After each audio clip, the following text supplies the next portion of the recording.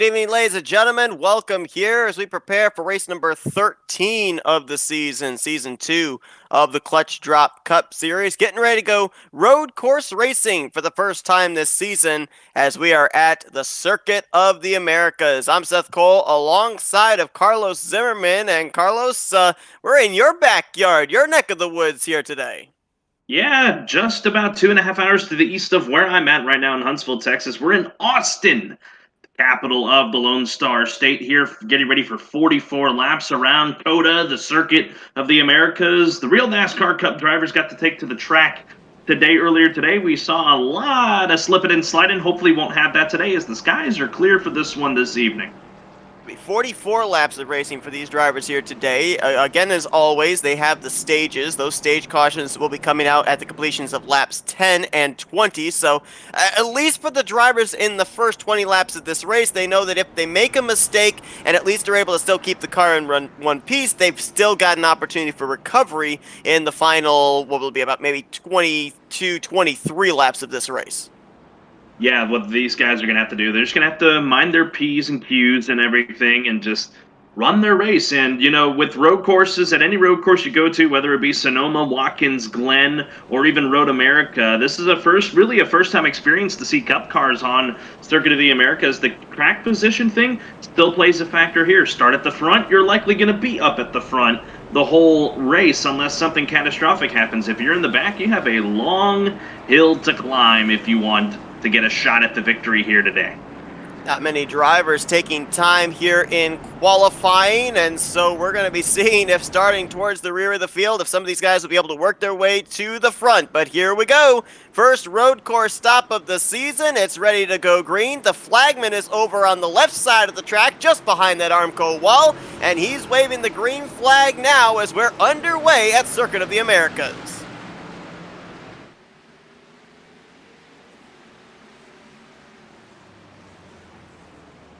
Already, these guys looking like they want to go 2 wide, 3 wide, almost 4 wide back there around the 10th position. As we watched them in warm-up. It was a big gaggle of cars that get through turn 1. I'm impressed. They all seemingly got through very cleanly as Cam Caldwell opens up a quick little lead over here over second place Alex Link. The lead is almost a second. Had a couple of drivers with trouble there through the S's. Matt Dyer went wide on the right side. We've also got the Jeremy Boucher machine spinning in the center of the S's, and also his teammate Brian Cybery hit the tire wall off to the left, so at least 3 drivers having trouble with the first couple corners of this road course. You're going to see this throughout this evening. The trouble of these guys trying to navigate the corners, it's partially inexperience, but I have to wait and see. Looking at the Boucher machine, a bit of a right front buckle on the front of that machine, some rear damage as well. That was actually not the aid of Matt Dyer. I thought it was a similar paint scheme. I'm going to see if I can figure out who exactly it was that I saw go off the racing surface.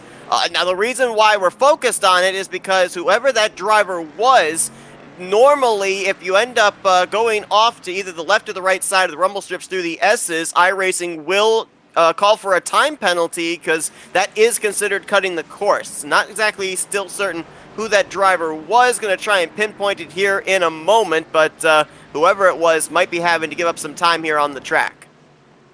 I know one man that was we were looking at pre-race, our colleague Scott Rankin. He was sideways before the big hairpin turn on the backside of the course. He is way off now as we got another car off. That was Keenan Massey in the 47. He actually got sent off the track there, courtesy of Oscar Jensen, who now spins his 46 around.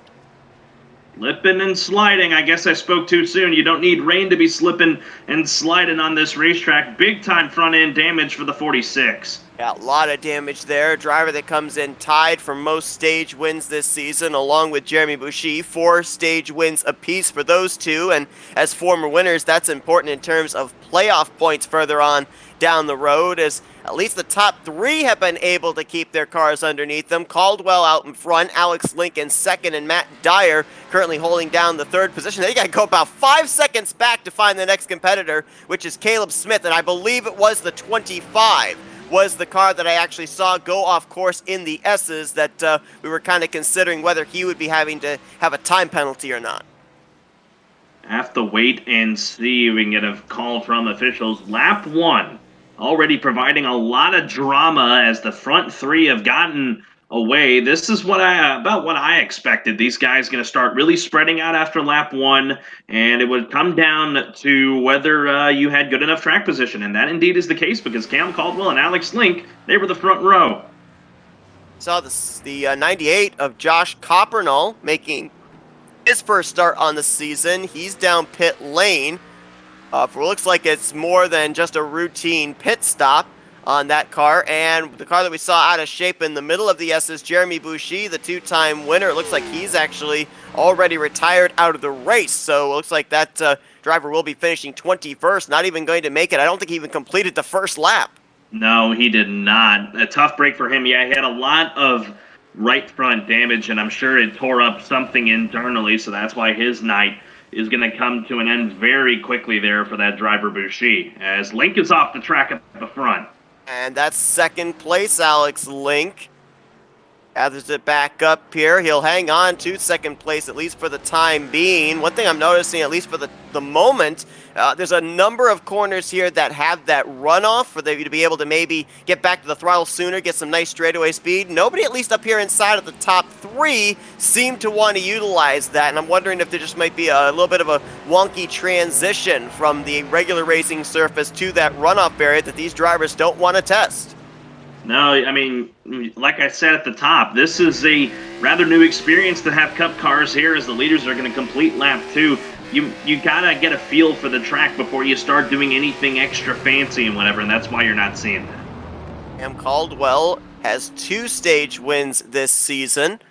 I'll be checking back to see where those were at, but whoa, Link! Boy, that car just did not want to turn. That thing went straight going into turn 1, and this is a very unusual road course in the fact that when we notice them going through these turns, there's really no banking to be able to lean on, but there's a whole lot of elevation changes that go on, especially up that long front straightaway to turn 1. It's one of those 2 really tough hairpin corners. The leaders will be approaching that one momentarily as they work their way through the back end of the S's. Yeah, it's going to be tough for these guys to figure out, and it can eat up anyone through this field. As you saw it there, eat up our former second place driver in Alex Link. Last week, we ended up seeing Braxton Dewees go to victory lane at Dover. And, there were a number of drivers that I knew were going to be in the field here tonight, and I was trying to look through and figure out, who was going to be the drivers to watch, who were going to be our road course ringers. Now, we got a couple of drivers here doing some one-offs, as we saw Josh Coppernall was on pit road. Look a little bit further ahead, there's the 30 of James Howard, so I'm assuming that when he saw that Coda was on the schedule, he decided he was going to make his debut here tonight. But Braxton Dewees, I looked back last week, and a couple of months ago, he took part in another league at a race here at the Circuit of the Americas. He finished in the 9th position, so he at least has a bit of previous knowledge of what a Cup car feels like at this road course. So keep an eye on him, as right now he's holding down the 7th position. In this series, you really call him one of the more masters of the short track. You won back at Richmond last time I was on the air here on FRN, and then he winning at Dover last week, kind of like a short track as well, as the car in front of him, Keenan Massey's way off into the runoff just ahead of him. That's the 6th place driver, but yeah, Braxton Dewees, he's going to be someone to watch throughout this night. He's running 7th, 2 spots above that 9th place finish he had in another series, so we'll wait and see what that number 3 guy can do. Cam Caldwell, Matt Dyer, and Alex Link, all there, the top 3. One thing they have in common, none of them have been to victory lane this season. If any one of those 3 were able to pick up a victory here at COTA, who knows, further on down the line, they could lock themselves up a spot in this season's playoffs. And, as mentioned, this is the first road course stop of the season. In a couple weeks' time, they're going to be going to Sonoma, and then about 4 weeks after that, they're going to Road America. But kind of interesting that it's going to be COTA, kind of the benchmarker for these drivers in terms of their first start at the lefts and rights, as Oscar Jensen is coming down pit road, our Bristol Dirt winner. This undoubtedly, I would have to assume, would be to repair the damage he got earlier on the front end of his car. Looks like Jacob Grant, who struggled last week at Dover. He is also on pit lane in the 18. As you get a look at those guys that are in the pit lane. Yeah, this track, the first of 5 road courses we're going to see this season. You get Road America down the line, like you said, Sonoma, 6, I actually should say, Watkins Glen, and then the next week you got the Indianapolis Road Course, and then a few months after that you'll be at the Charlotte Roval. So these guys are going to get a little taste of road course action throughout this season, and it could definitely be the track that sets the pretenders from the contenders. Saw there Mike Tellier, he looped it around. I think that was just out of the S's. Loses him a couple spots back to 10th place as Keenan Massey lost a spot to Braxton Dewees, moved Dewees up to 6th. And we got another driver in trouble. That is Travis Daly in the 15. I believe that is over around turn 7, I do believe. Yeah, just on the exit of the S's. He actually spun a bit earlier in the race. He is fighting a really ill-handling race car right now. Slight cosmetic damage on the hood. He's going to have to figure out something on that NSM machine if he wants to continue to contend in this one. Looks like we've got a couple more drivers that have already called it an early evening. There might have been drivers that came into this race just in the start and park mentality, get the most points you possibly can rather than taking a drop race or a provisional. Tim Hendry has now come down pit road and made the hard left-hand turn, and Jacob Grant, we just mentioned, was on pit road. Back-to-back DNFs for him in the last 2 weeks, as he is also going to bring it to the garage area. Looks like unless Josh Coppernall is able to get back out there, Grant will finish 18th, and Tim Hendry will finish in 19th place. And again, as we mentioned, these drivers right now, they're only racing to the completion of lap number 10. So I'm looking back at some of these guys that have had issues, like Mike Tellier, Travis Daly, Scott Rankin, Braden Carroll. All of these drivers, if they can at least remain on the lead lap, once that caution comes out, they're all going to bunch back up, have another shot at this thing. Now, the thing you got to be worried about, though, is how they're going to handle the restart. We saw how they did at the top of this race just about 5 laps ago at the start. They're going to have to wait and see what happens. I think now that they've figured it out, they'll definitely be all right for this next restart and be able to try and push forward and get some positions. I'm watching this number 30 Verizon 5G Chevy Camaro of James Howard. I think he's one we're going to have to watch, Seth, along with the guy that's behind him in Braxton Dewees. Howard showing some good prowess early on as he's going to have a battle on his hands here in a moment. You can see the front end damage sustained on his Chevy Camaro. Talking about Howard, you have to wonder if that kind of cosmetic damage would hurt him. Boy, you saw the front tires lock up there as he headed into that corner, that almost 90-degree hairpin corner there, that left-hander, and Dewees going to try and take advantage of that. But, you know, there's 2 very long straightaways. They're on the back straightaway, if you will, here right now, and you've got that long front stretch as well from what today is turn 16 to turn 1, only 16 corners as opposed to the 20-corner coda that we're used to for the other version of this road course. And I would have to wonder, would that front-end damage that he's got right there just above the Chevy bow tie logo, would that affect his straightaway speed?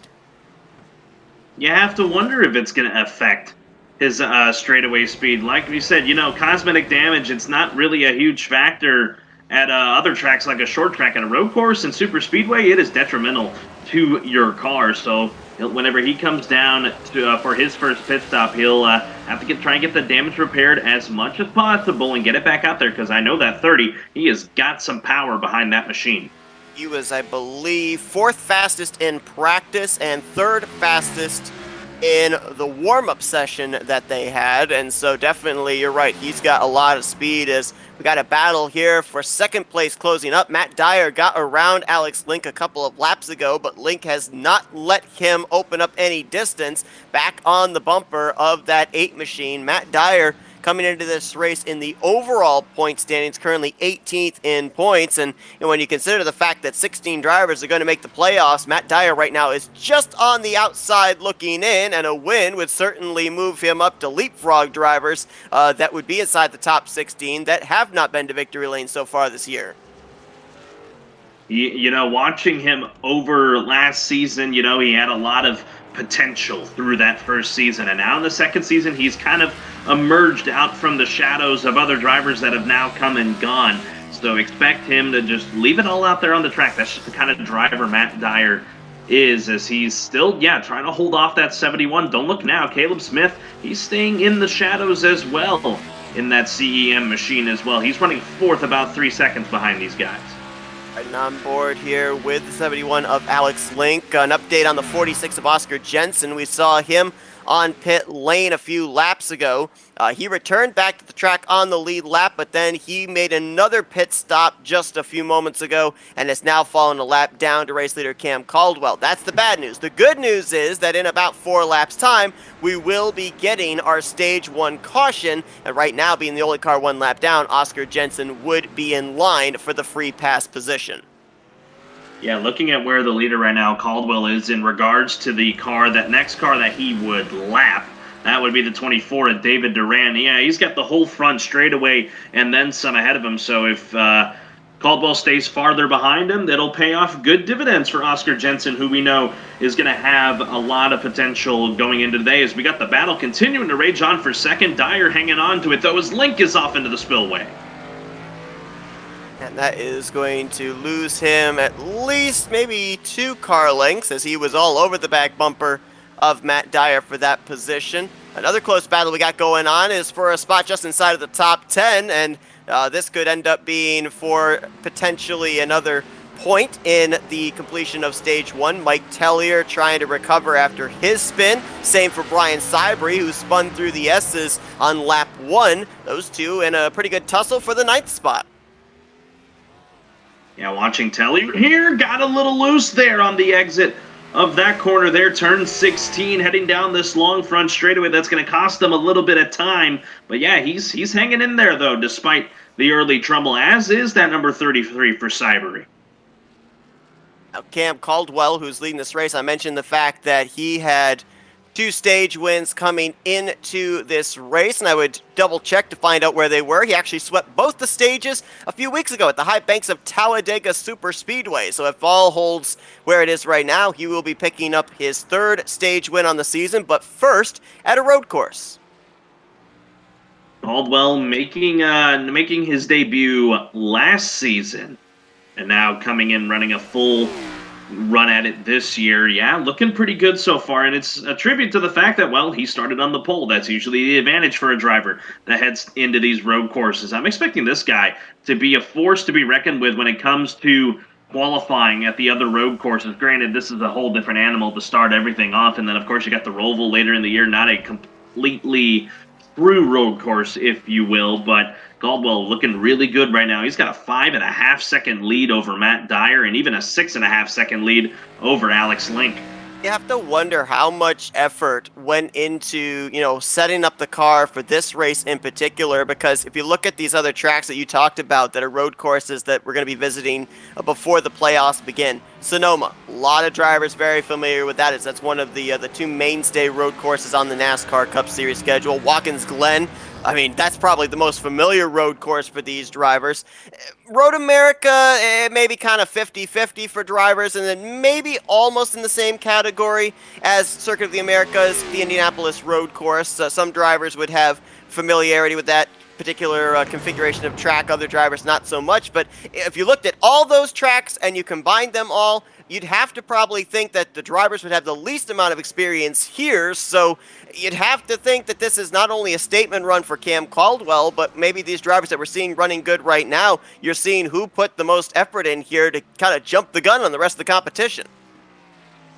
As I'm looking further back here, Alex Link, he has kind of been slopping back a little bit. The lap machine of Oscar Jensen just got around him, wondering if there is some sort of looseness or tide issue on that number 71 machine out of SRD. We'll wait and see if we can figure out what's going on with him. As you know, you got to think about it. He just lost 2 of his teammates in this race. Tim Hendry and Jeremy Boucher, they're already out of this thing, so he is the second to last representative, I should say, as Brian Sybry is also out there, another SRD machine. Yeah, and Brian Sybry, I was just taking notice here as he's actually still in that battle for 9th place with Mike Tellier. We saw him exit off on the right side of our screen there through the S's on lap 1, and he was headed for the tire barrier. There is no safer barriers really around this racetrack. There's a couple of areas where you've got some padded walls kind of defending you on the long back straightaway from the Armco barriers, but for the most part, you make a mistake and one of these walls is going to tear up your car. I think that Brian Sybry got on the brakes quickly enough to not hit that tire barriers. There's really no visible damage on his Autism Awareness Chevrolet Camaro, so great heads-up driving by him to make sure that thing did not get torn up early. I'm getting word from a representative at High Five Racing that Jacob Grant, he lost the motor on his machine. And that's why he's out of the race. Boy, I mean, we talk about how this track and the areas around it, the boundaries around it can tear up your race car. Little do we think about the fact that there's some very slow portions of the track, some very fast portions of the track, and it can really mess with the internal parts of your machine. Seth, I don't know if you want to take a look up here. Got quite a battle for the third spot. It's a three-horse race. Caleb Smith just got around Alex Link. Oh, Link trying to maybe put the bumper to the machine there of Caleb Smith, and he didn't. Braxton Dewees, he's just laying in the weeds, waiting for something to happen as they cross the line. We got 2 laps to go until we mark the end of stage 1. Now remember, Braxton Dewees picked up his second win in the season last week. However, he would like to make sure he gets up there into the conversation to win the regular season championship, get those valuable bonus points. He's only 41 points behind Justin Belmonte for the overall points lead coming into this race, and right now Belmonte mired back in 8th, so could be a bit of a net gain points-wise if Dewees can get by Link and Smith, finish out this stage up inside of the podium.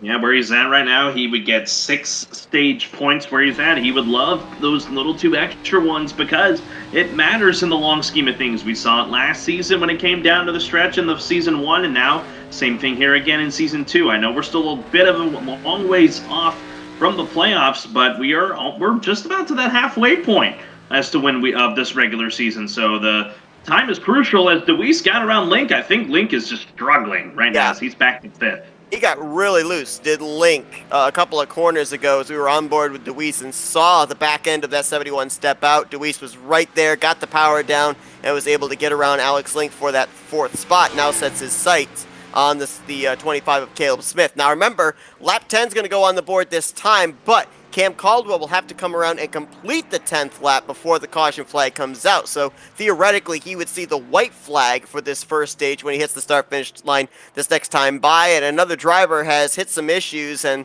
looks like it may be some pretty detrimental issues for 6th in the overall standings. David Durand, that Liberty University Chevrolet, was on pit road a couple of laps ago, and that was about 2 minutes ago in terms of time-wise. He still sits in his pit stall, so my assumption is he had an issue some portion of the racetrack and may not have been able to even limp that car back onto pit lane. That's going to be really costly for the man that's 6th in points, trying to just, log laps at this point. We'll have to wait and see if he can get back out there. That's not going to really hurt Oscar Jensen all that much. He'll remain the lone car 1 lap down. He actually just got around Matt Dyer, so he really was starting to set his sights on the leader of the 2 as Caldwell. He has taken the white flag here in this first stage and is got a 7-second lead over Matt Dyer. Pretty much got the cruise control on right now to try and cruise to a cool 10 points.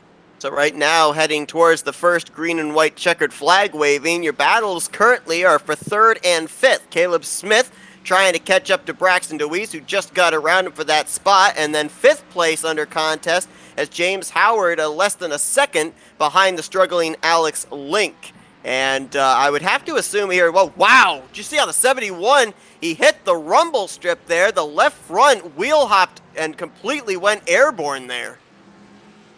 Yeah, he's definitely going to have to bring it down into the pits during this break for the stage. He's got to fix whatever it is, maybe make some adjustments, wedge adjustments, possibly tape, you don't know what is going to have to be fixed on that 71, but he just did it again there, running through the backside of this racetrack.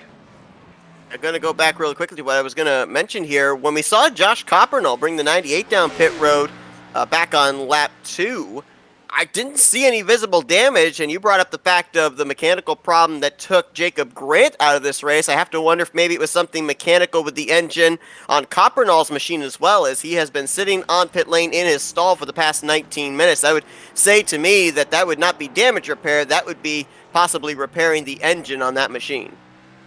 Yeah, possibly. And that's a tough break for a guy making his debut, an independent driver, running in just his own car in this race. So that's unfortunate to see. But if they can get it fixed and get him back out there, he can pop right up 3 spots ahead of the guys that are already out of this thing. Potentially 4 if Durand doesn't return to the racetrack. This caution is going to come out at a very timely point for our Talladega winner, Braden Carroll, as he's only about a corner ahead of Cam Caldwell, and he will manage to stay ahead of him as he is going to hit the start-finish line now. Caldwell coming out of turn 16 and turning for the start-finish line. This time by caution is out, as Caldwell will be the winner of stage number 1. Matt Dyer, very healthy advantage back to Braxton Dewees. He will be second. I believe it's his best stage finish of the year so far. Dewees will finish it out in third. Caleb Smith fourth. Alex Link in fifth. And it looks like the rest of the top 10 will remain the way it looks, with Howard, Massey, Belmonte, Tellier, and Cybery all getting points in this first stage. A good effort out of these guys here, top 5, looking really good. And, you know, we talked about timely cautions. It was a timely caution for Braden Carroll, timely for Alex Link. Now you can go down and get the damage repaired. A car that was looking, or maybe not damage, just get the car fixed.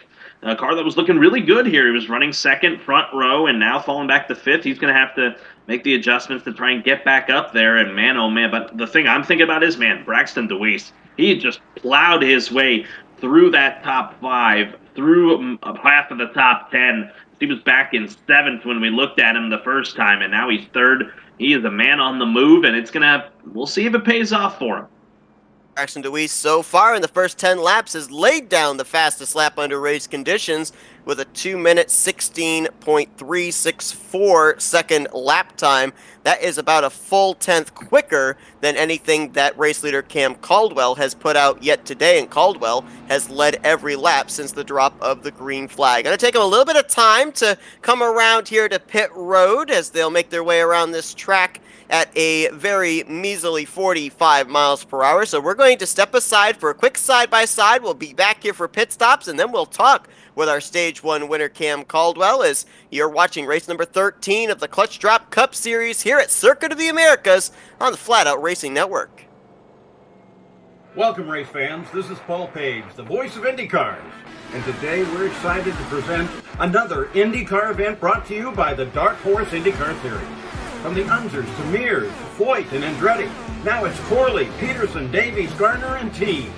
You can expect high speeds, incredible wheel-to-wheel action, and intense drama that you could only get in an IndyCar.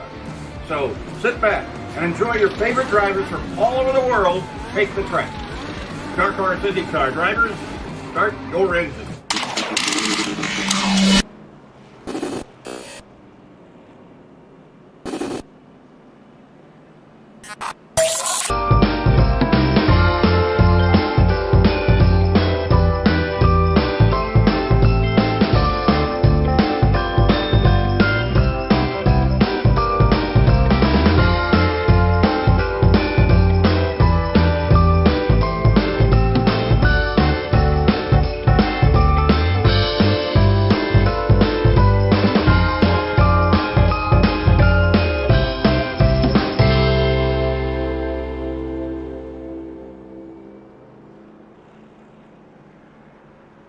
Welcome, race fans. This is Paul Page, the voice of IndyCars. And today we're excited to present another IndyCar event brought to you by the Dark Horse IndyCar Series. From the Unzers to Mears, Foyt, and Andretti, now it's Corley, Peterson, Davies, Gardner, and Team. You can expect high speeds, incredible wheel-to-wheel action, and intense drama that you could only get in an IndyCar. So sit back and enjoy your favorite drivers from all over the world take the track. Dark Horse IndyCar drivers, start your engine.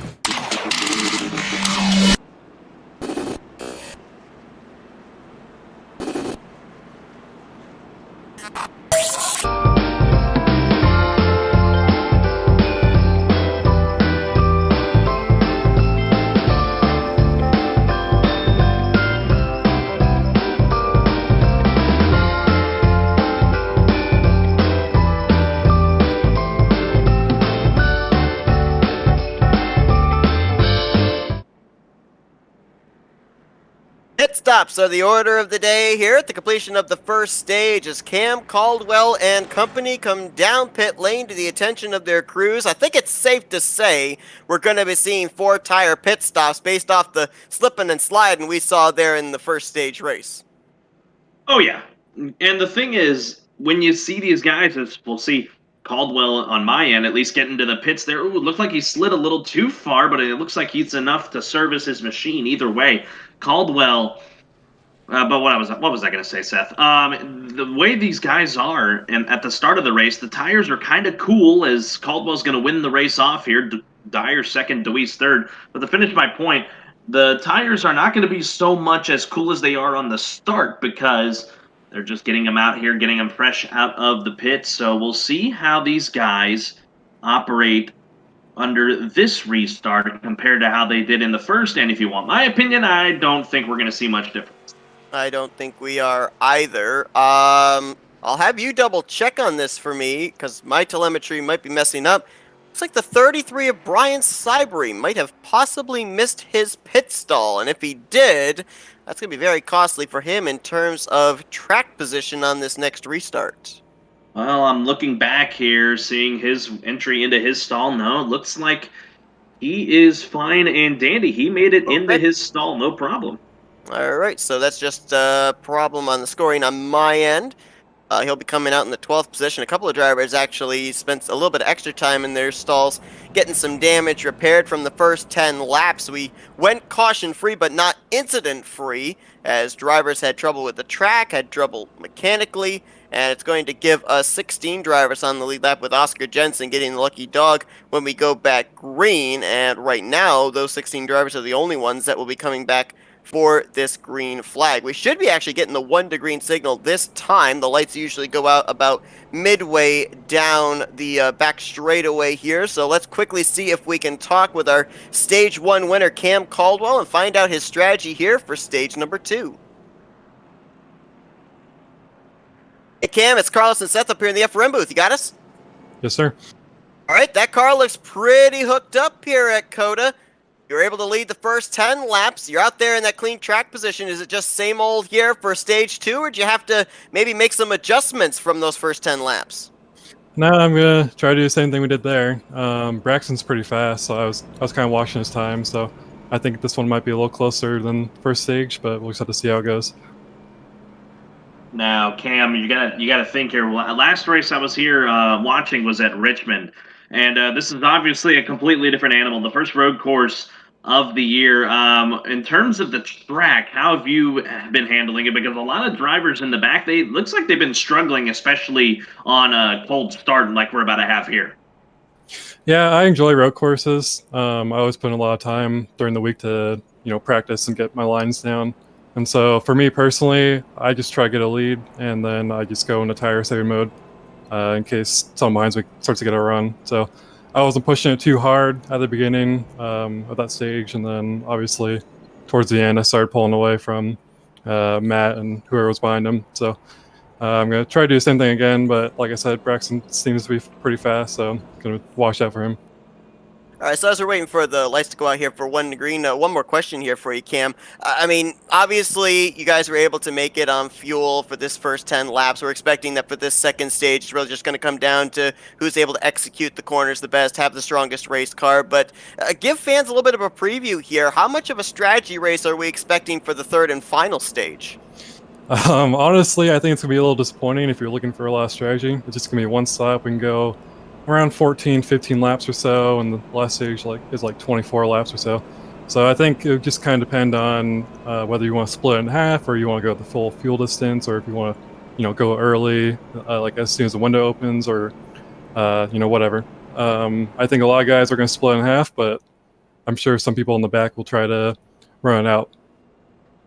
All right, well, congratulations on your third stage win of the season. The last time we saw you win stage 1 was at Talladega, and you followed it up with a win in stage 2. So best of luck to you to try and do it again here at Circuit of the Americas, and maybe close out the deal with your first trip to Victory Lane. Good luck. Thanks, guys. All right, so Cam Caldwell will be leading Matt Dyer back to the green flag here on the front row, and it's interesting because we were taking notice of how Braxton Dewees was working his way through the field. Apparently, the information is being passed on to the leader as well, because one of the first things he says to us, that 3 of Braxton Dewees is fast.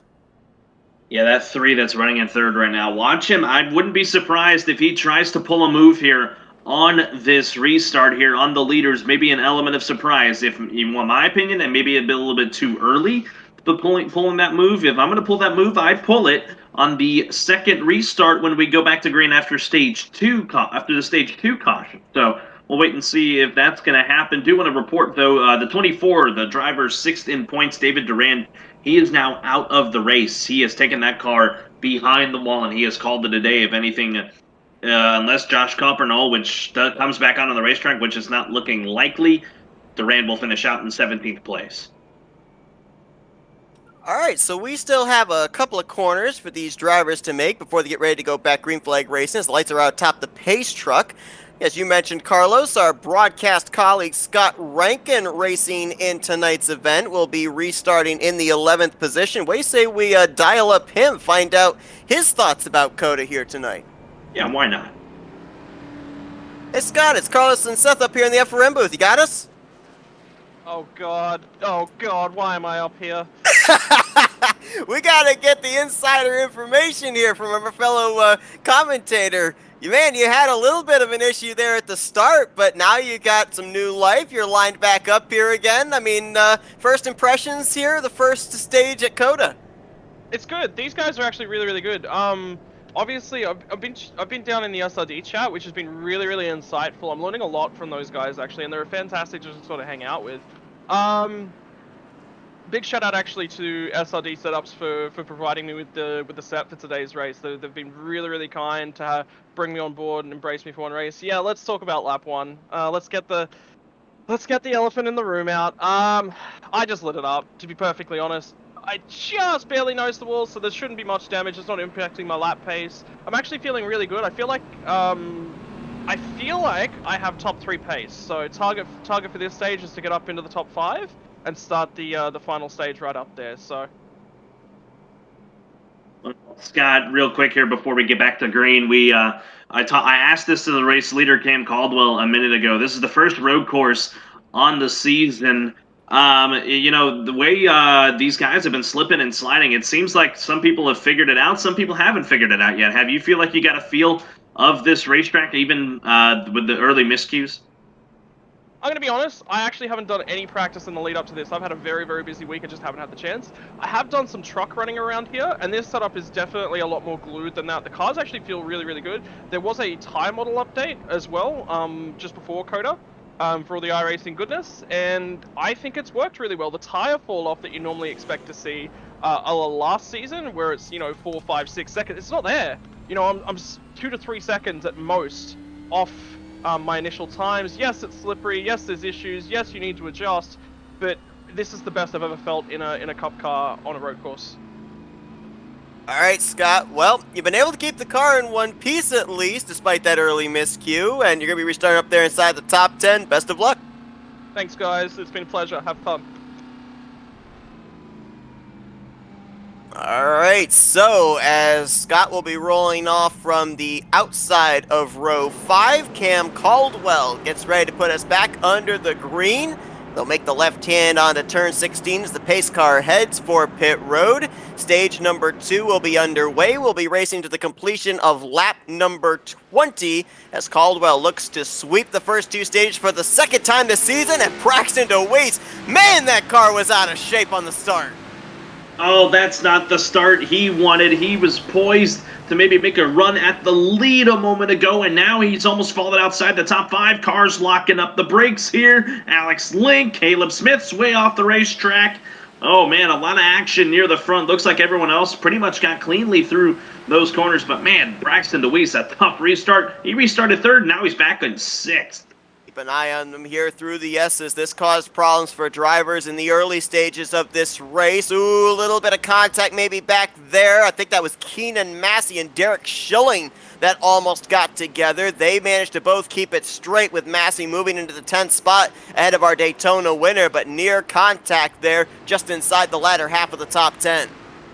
There's Justin Belmonte I'm watching back here. He just passed Travis Daly to get the 12th spot, or at least hang on to the 12th spot there, as I'm going to switch back to the front corner round. It's Mike Tellier. Tellier.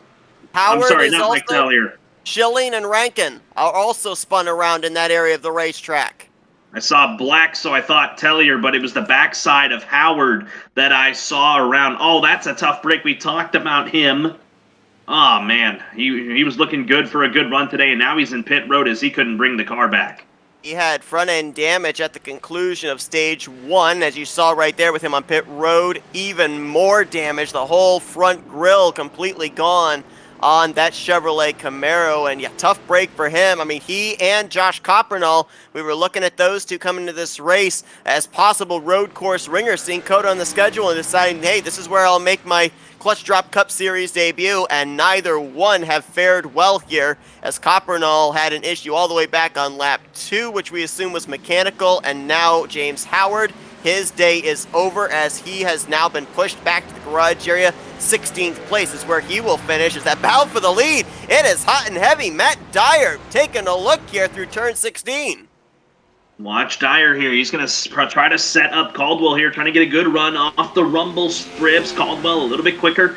Back to the gas. He'll maintain the lead for the moment. Now you head into this big first hairpin, turn number 1. Let's see what Dyer decides to do. Does he dive bomb it on the 2? He wisely doesn't. He'll ride and stay content behind him here, but watch that 8. He'll wait to pick his moment. So many different corners here that are kind of designated as the passing zones. Where we saw Matt Dyer almost try and pull up that dive bomb boom is 1. That's the uphill turn 1. You've also got turn 11, and you've also got turn 12. Those places are almost kind of like 90-degree angle corners. Some of them a little bit more acute than that. And so that's usually where you end up seeing drivers try and make the passes. And usually it just comes down to what we normally see at any other road course. You have to kind of balance between whether you want to have a good entry and a poor exit or a poor entry and a good exit. It's all about really sizing up the strengths and weaknesses of the driver you're battling in front of you. Here we go, battle for the lead. Dyer trying to stick it to the inside as Caldwell took the higher run, but Caldwell back to the gas quicker again. So Dyer gonna have to figure out something else there. That's that second hairpin that you just mentioned, Seth, as they're working their way through sector 3 and back into 4. Saw there Brian Cybery with an issue. That was right in the middle of turns 7 and 8, just leaving the S's. And that has dropped him back to the 13th position. And I saw rear end damage, so I'm almost wondering if he got a little bit of assistance over in that area of the racetrack. Mike Tellier has actually brought the 97 to pit road, so I almost wonder if maybe he and the 33 might have gotten together. The trouble for Mike Tellier. Oh, man, he has not had the season that he has wanted to have, at least in the races I've called, which is just now my second one. And I know he had trouble at Richmond, and now having trouble here in Austin at Coda. So we'll see if he can get it back out there. Right now, not looking too good for the driver of the 97, one of Radius Racing's new acquires. Braxton Dewees, we saw, whoa, Matt Dyer had an issue right there. Yeah, off he did. of turn 15, and that's actually going to lose him second place. Was going to talk about Braxton Dewees, who now finds himself up in the runner-up spot. After he had that tire spin at the initial start, he headed into turn 1, the 5th position. He's gotten back on the comeback trail, gotten back into a rhythm, and now runs about a second and a half behind the race leader, Cam Caldwell. Now we're going to wait and see, as he's still going to have a little bit of pressure here from the drivers in 3rd and 4th in the 8 of Matt Dyer and the 25 of Caleb Smith. We're going to wait and see if Dewees can start to try and trim down that lead for Caldwell. We noticed in the first stage, he had a bit more of a long run, if you will. And we'll see if that's going to be the case here as he's trying to close it in a little bit. Right now, the gap is at about nearly 2 seconds as Dyer has more trouble. And that's going to drop him back into the clutches of Caleb Smith for 3rd place. We saw there just moments ago the 46 of Oscar Jensen, who got the lucky dog under the stage 1 completion caution. He's worked his way up to 8th place. So, as stated, the stage cautions that came out just moments ago at the completion of lap 10 and the upcoming completion of stage 2 when we get to lap 20, drivers that have had issues here in these first 2 stages getting a little bit of a second chance, but so far we have only had 1 caution come out, and it was not for an on-track incident. So it's pretty much coming down to now, if you're going to make a mistake, make them at this point in time, because once we get to that 3rd and final stage, there's more than likely going to be no full course yellow, there will be no do-overs, and it's going to be very difficult to make up the track position you lose. No, you're absolutely right. And this is really the point of no return, if you will. If you mess up in the third stage, your race is likely done. Then again, stranger things happen, because I'm looking right now at the 49, Scott Rankin. He was involved in that incident at the top of this green flag run with James Howard. He's already worked his way back up to 8th. He's one spot higher than he was on the restart. Yeah, that car is obviously very fast. I mean, he was facing the wrong way. Had to spend all the time getting the car turned back around, and to your point, has made a lot of it back up here. Only about 2.5 seconds behind the 7th place driver of Dylan Stipe, who, let's talk about him. I mean, Dylan Stipe last season was one of the drivers battling for the championship in the season finale at Charlotte. He was the only non-luminary driver battling for that championship as well. Locked himself into the Final Four with a Talladega win last season. But he's kind of been an under-the-radar driver here this season. Yes, he's been consistent. Yes, he's 7th in the overall standings, but only 2 top 5s and 5 top 10s so far this season. So while the consistency is there, it hasn't been up at the forefront of our cameras. Ooh, he kind of locks up the brakes there going into turn 1. But yeah, let's talk about him for a minute. I don't know if there's always Rankin gets a little loose behind him, but either way, Stipe, it's a number change for him this year. He was the 20 last year. Now he is the number 4 machine there in Dylan Stipe. And, you said he was the only one that was running for the championship that was not out of the Luminary Racing stables. Well, guess what? Luminary is out of the picture now, and I've called it the Luminary effect. Whenever these drivers just kind of emerged out of nowhere, drivers we saw last season that didn't really show up as much last season, and now this season they're showing up here because there isn't a powerhouse team to have to deal with. So Dylan Stipe, he's one of those drivers. Go figure. You're the league owner, and you're the one of those that's flying under the radar. And it was interesting, too, because, as mentioned, we were kind of looking to see who were going to be our road course ringers, and a big reason why we weren't able to really pick out anyone in particular as one to watch. Well, I had to kind of go back and look at statistics from other leagues and previous experience at COTA, is because if you look at the road courses that they ran last season, last year they ran Watkins Glen. Garrett Powell went to victory lane there. He would then follow it up with a win at Road America. Justin Munsell was the winner at the Charlotte Roval, and then later on in the season, I believe they ran...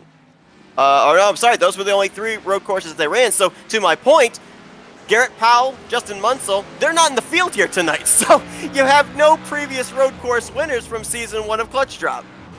No, you don't, but that also means this. You're going to have a new road course winner, as this is the first road course race of the year. Real quickly, though, Matt Dyer, he has had some trouble. He looks like he spun on the exit of turn 15 going towards 16. He has fallen all the way back to 5th now. Yep, back in that 5th position. Got a pretty sizable gap back to 6th place Keenan Massey, a little less than 4 seconds. So if he's able to at least get himself back into rhythm here, he should be fine to maybe at least finish out stage 2 inside of the top 10. Of course, as mentioned, Matt Dyer trying to rack up those stage points as he has made now 9 of the 13 races this season, and he's actually only searching for his 2nd top 5 on the year as well, looking for his 4th top 10, and you see how he overdrives there. Now, one thing that I want to look at here real quick is the weather conditions coming into today. Obviously, a lot drier, a lot sunnier than what the Cup drivers had to deal with in NASCAR earlier on this afternoon. We're looking at about 89-degree track temperature, and one of the portions of the racetrack where that could come into play, we're seeing them slip and slide around, but you see these runoff areas here. If we're looking at Caldwell off the driver's right, that red stripe, yes, that is asphalt, but that is painted asphalt. And when the sun beats down on that all day long, that is very slick. There is no grip there. So while drivers might utilize that as a little bit more of a runoff area to get some extra speed off these turns, they have to hope that the car is actually going to grip the asphalt and not slide on the paint above it. For Caldwell, it's been working for him in this one as he kind of kisses the grass there, working his way through the backside of this course now, heading towards that long little turn, long turn, if you will, before heading into turn 15, as he's done it. He's navigated very well. Braxton Dewees, he's navigated it well. Haven't seen those guys really off the racetrack. Same thing for Caleb Smith there in the 25. So they've seemingly have figured it out, if you will. The rest of the field still may be coming to them, though. Braxton Dewees right now about 1.7 seconds behind Cam Caldwell, and as you can see, he is within viewing distance of the top driver, and it will be technically 2 laps to go here in this second stage, so plenty of time for him to be able to reel him in. That last time by, he ran half a second faster than Cam Caldwell. Braxton Dewees looking for his 4th stage win on the season. You have to think Cam Caldwell, we talked to him there before we went back to green. He was worried about that 3, and you have to think, is he looking in his rearview mirror and seeing that little white number 3 heading his direction? Should say red, white, and blue number 3 heading his direction, as it's going to fluctuate a bit here. It's about a 1.6 second gap right now for the 3 of Dewees on Caldwell. I think Caldwell might be all right through here to the end of the stage with how much time he has left before the stage caution, but you got to think in the back of his mind, he's wondering, here comes that Braxton Dewees fella. Mike Tellier coming off pit lane. You see all the damage on his machine as he's fallen a lap down to the leader. Actually, might come to a stop here. I think he was letting Brian Sybry on by before returning back onto the track in turn 1. He would get the lucky dog should things stay the way they are right now. Braden Carroll, our Talladega winner, came down pit lane a few laps ago, and right now mired 3 laps down, still sitting in his pit stall. But going back to your point there about Cam Caldwell, he's obviously able to see that 3 of Braxton Dewees getting bigger in his rearview mirror as well. So far, he has led the 19 laps since the drop of the green flag. He's obviously figured out where his braking points are, how he wants to approach each one of these corners. But when you start to see Dewees cutting into your advantage lap after lap, how anxious are you to maybe change up your line a little bit, try something different and see if it works? If he does that, it's kind of the high risk, high reward kind of thing, Like, let's say you're trying to hit a tennis ball with a wiffle ball bat. That's not really going to work. You need a wiffle ball to hit well. So we're going to see if Caldwell changes things up here. If you want my opinion, I've been saying that a lot so far in this first half of this race. I don't think you keep doing what you're doing. Let Braxton make his own mistakes. If you keep hitting your marks, you're going to be able to hang on here. As he comes to the line, it will be the white flag lap here to get closer here to the end of stage number 2. Pick your line and force the driver that wants to pass you to do something different. It's interesting because, a lot of the racing that took place this weekend with the Truck Committee and Cup race, knowing that we were going to be broadcasting COTA here tonight. I watched all those races, did a lot of research, and one of the things that Jeff Gordon mentioned was in the rain time conditions they had today, it allowed drivers to be able to approach these corners running 2 entirely different lines. With us having the sunny conditions here, it would seem like it's a little bit more treacherous to try a different line from the driver that's in front of you, since obviously they're taking the lane they want to take. So if Braxton does get up there to the back bumper of the 2 car, you have to wonder how anxious he will be to try something different, try and maybe dive bomb one of these passing zones like the upcoming turn 12 as they make their way through 11 right now to try and pick up this stage. Remember, he has 2 wins in the bank, so I'm not necessarily certain this 3 is in desperation mode to get that playoff point right now.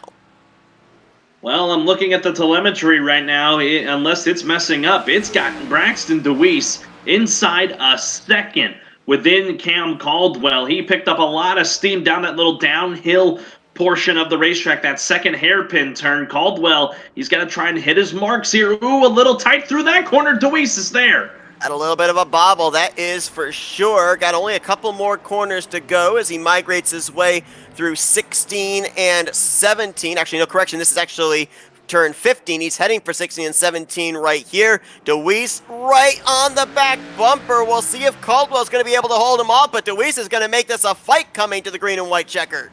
Yeah, he is. It's a matter of who's going to get back to the gas quicker out of the exit of 16. We'll wait and see who does it. Caldwell, he's hanging in there, but man, Dewees right in the slipstream of the 2. You saw Dewees kind of back off his corner a little bit there to try and get the run through turn 18, now into 20. Can he get alongside of Cam Caldwell coming to the start-finish line? Ooh, a little bit of a wiggle there. He's going to step out of line, but not going to be able to get alongside. Cam Caldwell, if it had been one more lap, might not have been able to hold off Braxton Dewees, but he will, for the second time this season, sweep the stages. Today, it will be at Circuit of the Americas. That's a good run there by Cam Caldwell. And what an effort by Dewees as well. He was in the grass trying to make that pass. Little Dale Earnhardt-esque, if you will. But it didn't pay off dividends that time for the 3. A good effort by him. He'll be okay with the 9 stage points. And, of course, you know he's got 2 wins in his back pocket at Richmond and Dover. So he doesn't really have much to worry about in terms of playoffs. But Caldwell, what a drive for this young man right here. And with that 4th stage win, that ties Cam Caldwell with Jeremy Boucher and Oscar Jensen for most stage wins on the season. Now, Cam Caldwell looks to do what he wasn't able to do back at Talladega, and that is sweep the entire race, winning both stages and the overall event. You see the top 5 there that cross start finish line to rack up the max stage points here from stage 2. Keenan Massey was 6th. Scott Rankin brings it home in 7th with Justin Belmonte, Dylan Stipe, and Travis Daly. They will all get points in this 2nd stage. Well, we talked with Cam Caldwell moments ago after the 1st stage. He said, don't expect a fuel strategy race here for the 3rd and final stage. However, he did say they are going to have to make at least 1 pit stop between the completion of stage 2 and the end of the race. As we saw there, Braxton Dewees' car got faster and faster the longer the run went on, so there is going to be, I think, a little bit of strategy that will come into play into terms of when you want to come down and make that pit stop and take on that fresh rubber. We'll have to wait and see. I'm not sure. I know there's going to be a couple drivers out there that are going to maybe want to roll the dice here. I know we're not at Las Vegas, but Austin's kind of the Las Vegas of Texas, if you will, but we'll see who decides to make a kind of a gutsy move if they want a shot at the win here. I said at the top of the broadcast, the track position is very key at a track like Circuit of the Americas. So right now, the drivers at the front, Caldwell, Dewees, Smith, Lincoln, Dyer, these are the guys we've seen at the front all race long this evening. So if anyone wants to try and roll the dice and make their name up there, we'll wait and see. Just joining us, we have completed the 2nd stage of race 13. For the Clutch Drop Cup Series here. First road course stop of the season at Circuit of the Americas. We are about halfway through, getting ready for the 3rd and final stage. Seth Cole alongside of Carlos Zimmerman as Cam Caldwell has led every lap so far. We are going to, after Mike Tellier gets the lucky dog, have 13 drivers on the lead lap of 15 that are still in this race. 6 drivers officially have retired, including James Howard, David Duran, Jacob Grant, Tim Henry, Jeremy Boucher, and Josh Coppernall. These drivers are moments away from coming down pit road for what we're going to assume again is going to be a 4-tire pit stop. And Braxton Dewees made it close on the first round of pit stops at the completion of stage 1. I think the big difference maker, Cam Caldwell getting the pole position, has that number 1 stall, so he doesn't have as far to launch to get to that commitment line. You're exactly right. The drawing the pole, that is the goal. No pun intended there with that, getting that pole position for Caldwell. So Dewees, though, what his kryptonite in this race has been these restarts. He had struggles at the top of the race, and then you saw him spin the tires and then get out of shape there on the last restart. For him to get Caldwell here way before having to run him down towards the end of the race, he's just going to have to hit his marks here on this restart in just a few moments if he wants to have a shot. Now, do I think he has a good enough car as they're going to head to the pits here? Do I think he has a good enough car to win this thing? Oh, absolutely. He's my pick right now at the moment to win this thing if he can get around Caldwell. But he's just got to hit his marks in the right times. Well, if you're looking right now at the 3 fastest cars on the racetrack in terms of lap times here today, Braxton Dewees has the fastest lap, Cam Caldwell the 2nd fastest, but keep an eye on our broadcast colleague Scott Rankin. He was going to be restarting up inside of the top 10. He was 7th coming down pit road here, and he has the 3rd fastest lap time of the day. And when we talked with him at the end of stage 1, he said, I think I got a top 3 car at least, and the speeds are certainly showing that as Cam Caldwell in that number 1 pit stall. It's going to be right side tires on, left side's going on, and that's close. I think Dewees may have got him. And look at the pit time. I don't know if it was just that the 2 team did not get the pit stop they needed, but Braxton Dewees spent 14.1 seconds in his box, 15.2 for Cam Caldwell. That could have been the difference maker right there. That was 100% the difference. Give a call to the pit crew out of the 3 camp, making the big plays there. You know, at a lot of tracks, the trick is winning the race on pit road. That might have been it right there, unless Caldwell's got something we haven't seen yet. And he's going to be kind of in uncharted territory here, as we're going to probably get to talk to him here in just a moment. He's going to be in really uncharted territory now, having to run behind some dirty air. Now he'll restart second. Well, let's see if we can talk with our Stage 2 winner and the driver that now is going to be rolling off from the outside of the front row for this 3rd and final stage, Cam Caldwell. Hey, Cam, it's Carlos and Seth up here again in the FRM booth. You got us? All right, man. Well, mission complete. You got that 2nd stage under your belt. Your 4th stage win on the season, which puts you in a 3-way tie now with Boucher and Jensen for most stage wins, but a little bit of a miscue. It seemed like it was there on pit road. First time that you're going to be restarting back in traffic. What's your thoughts here for this 3rd and final stage?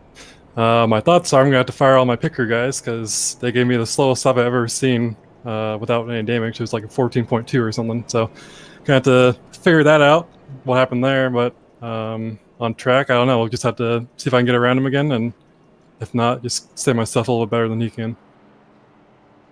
Now, Cam, you're going to be in a little bit of what I just said, though. It's Seth here, uncharted territory, now having to restart behind a driver here. We saw Dewees spin the tires on the last restart here. You obviously got to avoid doing that yourself here. Do you expect him to try to do anything fancy here on this restart? I don't know. I haven't raced with him much, so I'm not really sure what his restart tactics are. So I'm just going to try to be as ready as I possibly can, and we'll see what we can get out of it.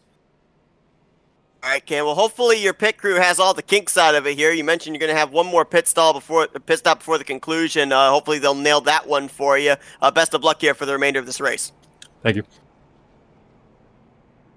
All right, let's take the opportunity here as well, since we have the time. Let's talk with the guy that's going to actually be restarting up there in the race lead, searching for his 3rd win of the season, which would top all drivers so far this year. Let's talk with the driver of the 3, Braxton Dewees.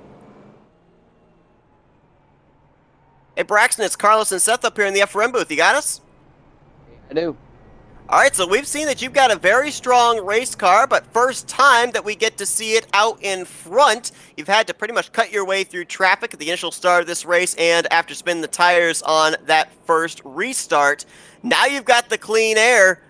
What kind of speed do we see out of this 3 car? Do you think that you're still going to have that 2 hounding you, or do you think you've got the car to be able to pull away, leave these guys in the dust, and pick up win number 3? I feel like as long as, like I said last week, as long as I check them check boxes, you know, evolve what I need to do, just check them one at a time. If I do that and make sure I stay consistent and don't do nothing dumb and run a nice, clean, fast race here at the end, and a nice pit stop, I feel like we can do something here. I really do think that we have the way better long run car. So I feel like this is the best opportunity right here to see the speed of the car on the long run. So looking forward to it.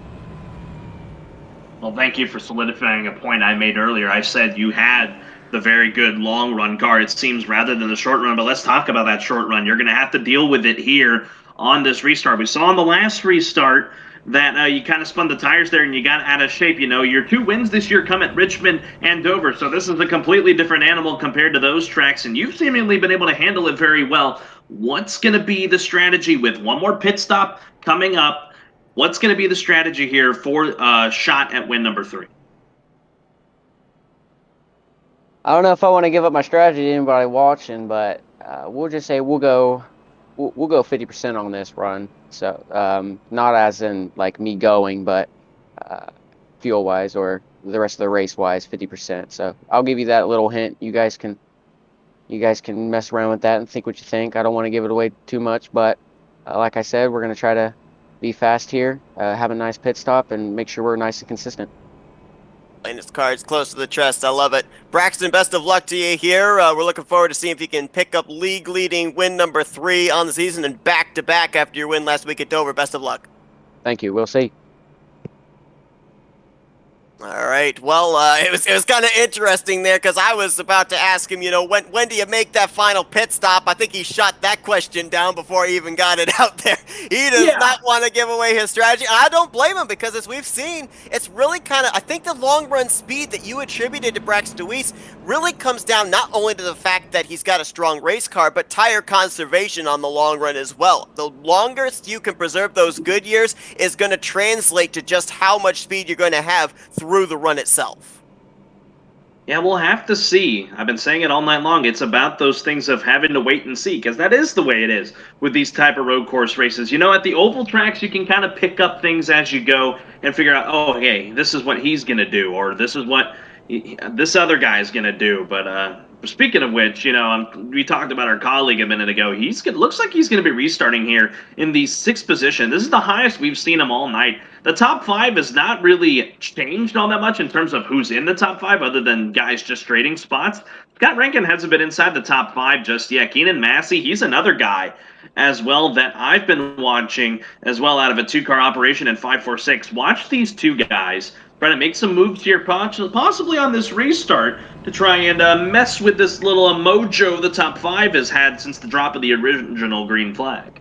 Yeah, you talk about Keenan Massey, that team, a kind of a satellite team, if you will, from High Five Racing, so possible information being passed between Massey and your current race leader, Braxton Dewees. So we've seen that his car has been pretty fast, but he had some early struggles back in stage 1, has kind of been recovering from them in the first 20 laps. Now, we did have Justin Belmonte come down pit road here at the 1 to green signal. Don't know if that was to top off the fuel tank. Looks like it might have been to actually repair a little bit of damage on his machine. One of the most consistent drivers so far this season, and a former winner this year as well, picking up win number 1 at Darlington a couple of weeks ago.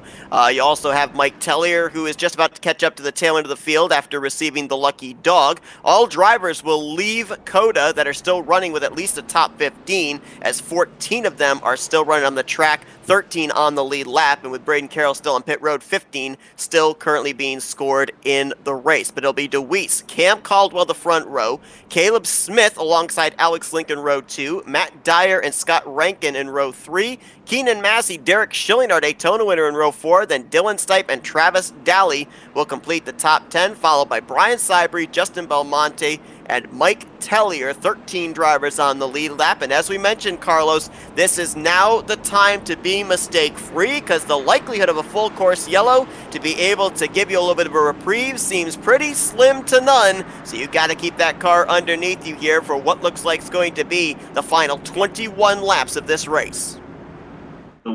And Caldwell, they're going to take to the front straight away here. The green flag is going to fly back in the air. A good restart here for Dewees, getting away from Caldwell. That's the move he needed to make. I see why he didn't want to tell me the strategy. He's just going to try and go and get away from the rest of this pack as Caldwell's going to fall into the clutches. Dewees had to brake check everyone.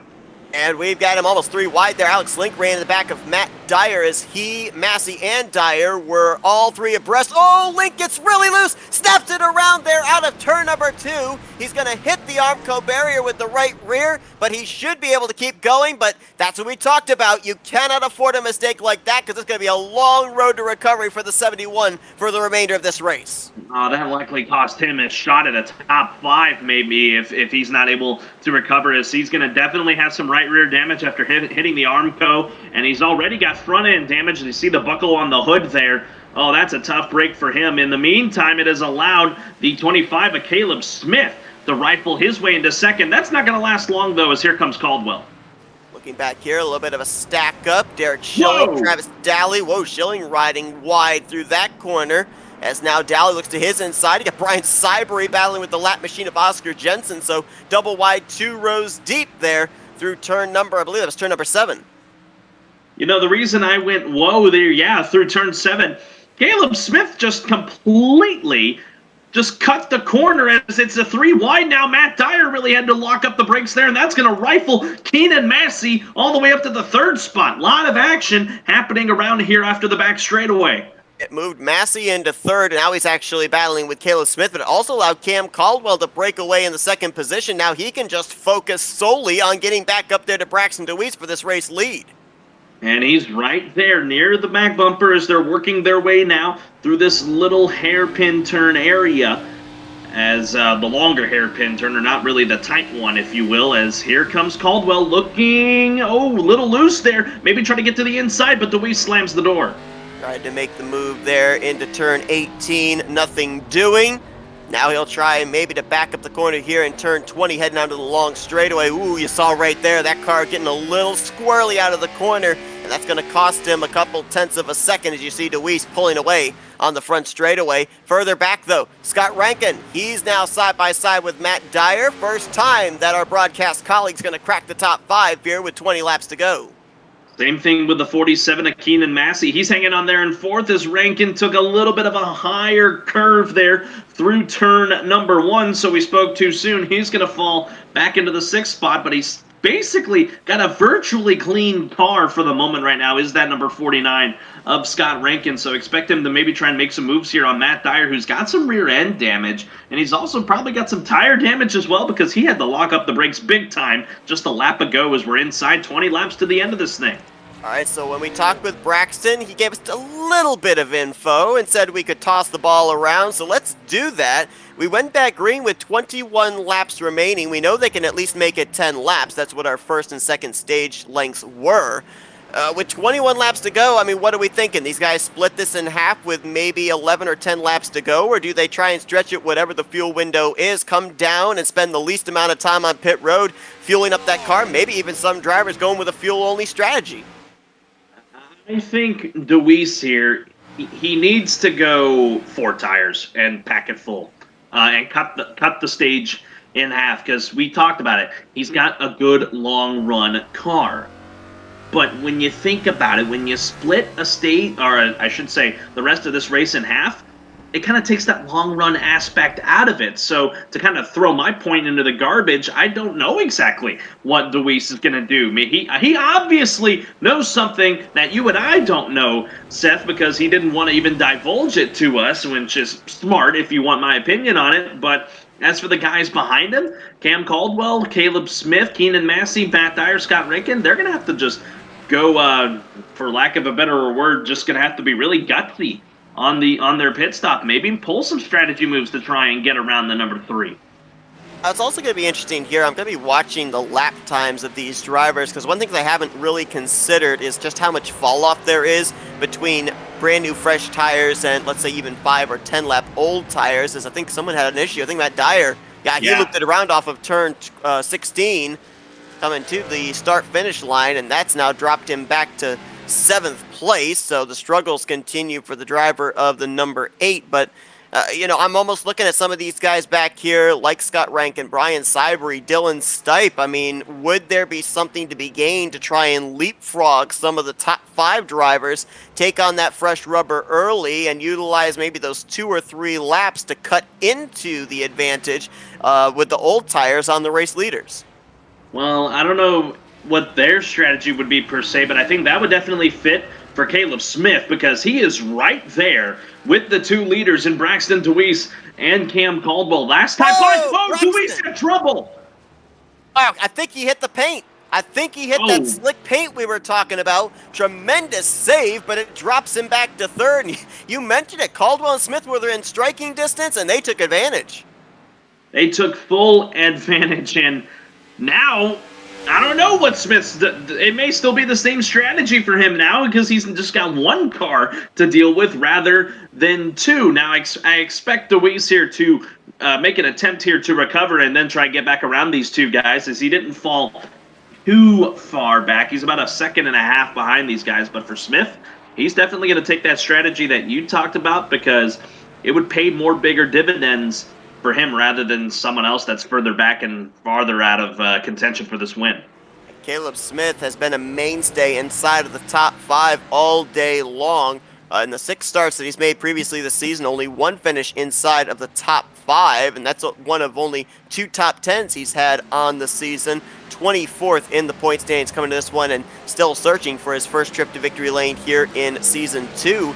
Right there within striking distance of Cam Caldwell. It's interesting, too, because if we were at a 1.5 mile track or something, I was looking at the intervals between these guys, and it was a half second from then leader Braxton Dewees back to Cam Caldwell, and about 7/10 back to then third place Caleb Smith. And at a 1.5 miles, we don't necessarily consider that a close battle. At Speedway, it's usually, if you're down there, about 1 to 2 tenths separation. But you can throw a blanket over drivers that are separated by 1.5 seconds, as you can see right here. I mean, these guys right now, it is about maybe 1 second and 2 tenths between the top three, but they are right on top of each other.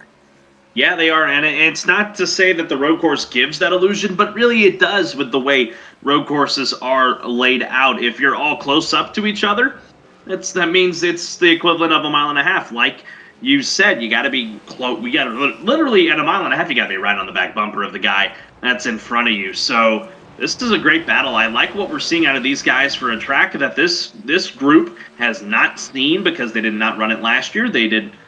So this is great to see, especially for a driver like Caleb Smith, who ran the full season last year in Clutch Drop. I mentioned about the fact he's had limited starts here. Oh, I think I had a driver in trouble back here. Keenan Massey and Scott Rankin battling for 4th place as Massey tries to take the spot back, but I think he overdrove that corner there up in 11. Looks to recover here as he and Rankin going to take this battle down the long back straightaway and into the hard-braking left-hand corner of turn 12. You're looking at them. We have a battle closer to the lead. Braxton Dewees gets around Caleb Smith, relegating the 25 back to 30. Drives a little high through that corner. Does Smith, but now Dewees has his eyes set once again on the 2 of Cam Caldwell.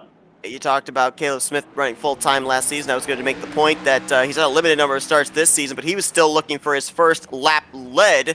Now that he has dropped back to 3rd place, the chances of him getting up to the front a little bit slimmer as Dewees looking to not even stop there. He's going to try and take the top spot back from Cam Caldwell. Neither one of those cars looked all that steady through those last couple of corners, heading for the final turn here in 16. Dewees is going to have the advantage through this corner. Smith, I thought, was going to put the bumper to the 2 there. Smith getting a little loose there, moved the 3 back to the point, and now here's the key for Dewees. He can't make that mistake that he made again, because you make that mistake, and the way he recovered, that was impressive. But now you can't make it again because it could prove more costly if the mistake is much worse than the previous one. You saw that shallow entry that Cam Caldwell had into turn 1. He wasn't within striking distance to pull off a dive bomb move, but I almost wonder, is that just a little bit of mental games there against the 3 of Braxton Dewees, kind of put in his mind that maybe he'll be alongside me going into turn 1, and I might have to have a different approach coming off this corner. Cam Caldwell backing off early and maybe trying to take advantage of a mental mistake by the 3. The wait and see. Here comes those ugly words again, and we'll see if Dewees is going to hang on to the car here. Caldwell, does he have anything left up his sleeve? And I'm watching further back on this Scott Rankin machine. He has worked his way up to 4th. We talked to him between stage 1 and 2. He said he had a car that could run top 3. Well, he's knocking on the door a bit. He's 4 seconds back, mind you, but pit strategy could play a factor there as Keenan Massey wheel hops it there through 7. We've got another driver with a little bit of an issue there. Going off course is Travis Daly. That would be over, I believe, in the turn 4 section of the racetrack as he drops now outside of the top 10. Ooh, that car is wicked loose. That's a thing, too, that you have to deal with. When you get your car out of shape, it's going to especially build up the tire heat in those rear tires. And with the swinging corners that you have here with very little banking to be able to lean on, that car is just going to want to drift around every corner on you. It's very difficult at a track, especially like COTA, to get those rear tires cooled back down to find the rear grip you need to be able to rotate through the center and get the power down off of the turn. No, indeed, that's going to be the factor here down the stretch of this thing. And, it partially could be that these guys haven't really been down pit road as of late to get their tires fixed. Granted, I know it's been 6 laps since we've been back to green, but this is the case here. As I'm watching Daly, he wheel hops it there and had to throw the brakes on again. But again, back to my point, they could be the tire factor as well, as now the leaders are on lap 7 of their little stint here. So we'll see. And we're almost to that window, Seth, about 2 laps from now, which will seem like an eternity, folks. I understand. That window's gonna open here for drivers who want to split the rest of this race in half. Battle continues to be for that 4th position. We saw Scott Rankin get around Keenan Massey, but Massey keeping touch with the 49 for that 4th position. The two of them, however, while they're battling each other for this spot, they are actually gaining ground on the top 3. The last time checked, Scott Rankin was about 5.5 seconds behind the race leader Braxton Dewees. Keenan Massey was about roughly 6.3 seconds back, and both of them have managed to close up about 0.4 of a second that last lap on the race leader. So if they're gaining ground on the race leader, that means they're gaining ground on this battle that's brewing for 2nd place as well. Yeah, you got to think now, as Smith is actually going to fall further back now. He'll soon fall into the clutches of Scott Rankin. You'll have to see if Smith falls that direction, but looking at Caldwell, he has not let Dewees out of his sight. If these guys start to get side by side up here at the front, that is going to bring those two, in Rankin and Massey, right to him. As I'm watching on my screen, you have all 5 in view. Definitely do. You can see all the way back there to Keenan Massey in that 5th position. The top 5 separated by less than 6.5 seconds. Now, we saw how pit road did not help Cam Caldwell at the end of stage 2. The driver that has swept both stages so far today, almost a second slower for his pit stop than Braxton Dewees. That allowed Dewees to be the race leader for the start of this 3rd and final stage. So you gotta bet that the pressure is on now for that 2 pit crew to make sure that they execute this time, because if they have another equally bad pit stop on this round, it could basically be game over and giving this win over to Braxton Dewees. Well, and you got to think about this too. I know Braxton Dewees had a very, very good stop, and that let him get ahead of Cam Caldwell, combined with the issues on Caldwell's side of things in pit road. You got to think in Dewees' crew, they got to hit their marks again, because if they don't, Caldwell's going to come off of pit road with that advantage of that first pit stall, especially if both of them come on pit road at the same time, which, I'm looking at it, it very well may be the case if they have the same strategy. I'm certainly hoping that I'm not using the commentator's curse here, because very impressed with the recovery of one Brian Cybery. He had an issue as soon as turn 3 on lap 1. He also had an issue, had a spin over around turn 5 back during the 2nd stage, but he has been able to now utilize the 2-stage cautions to move his way up to the 6th position. And this is a guy that last week at Dover almost picked up a victory, finishing runner-up to then-winner Braxton Dewees. More importantly, he's only 27 points behind Justin Belmonte for the overall point standings lead. And as a former winner back at Homestead, Miami, a very good job of at least keeping himself on the racetrack, taking advantage of when those stage cautions came out, and a car that, let's say we didn't have those stage cautions, that could have maybe finished outside of the top 15 right now, could very well crack inside of the top 5 depending on what happens on this round of green flag pit stops coming up. Yeah, a very great recovery, for Brian Stipe. Well needed as well. He's got a lap car in his mirror, so no really competition in front of him, because he's 7.5 seconds behind Keenan Massey, who's in 5th.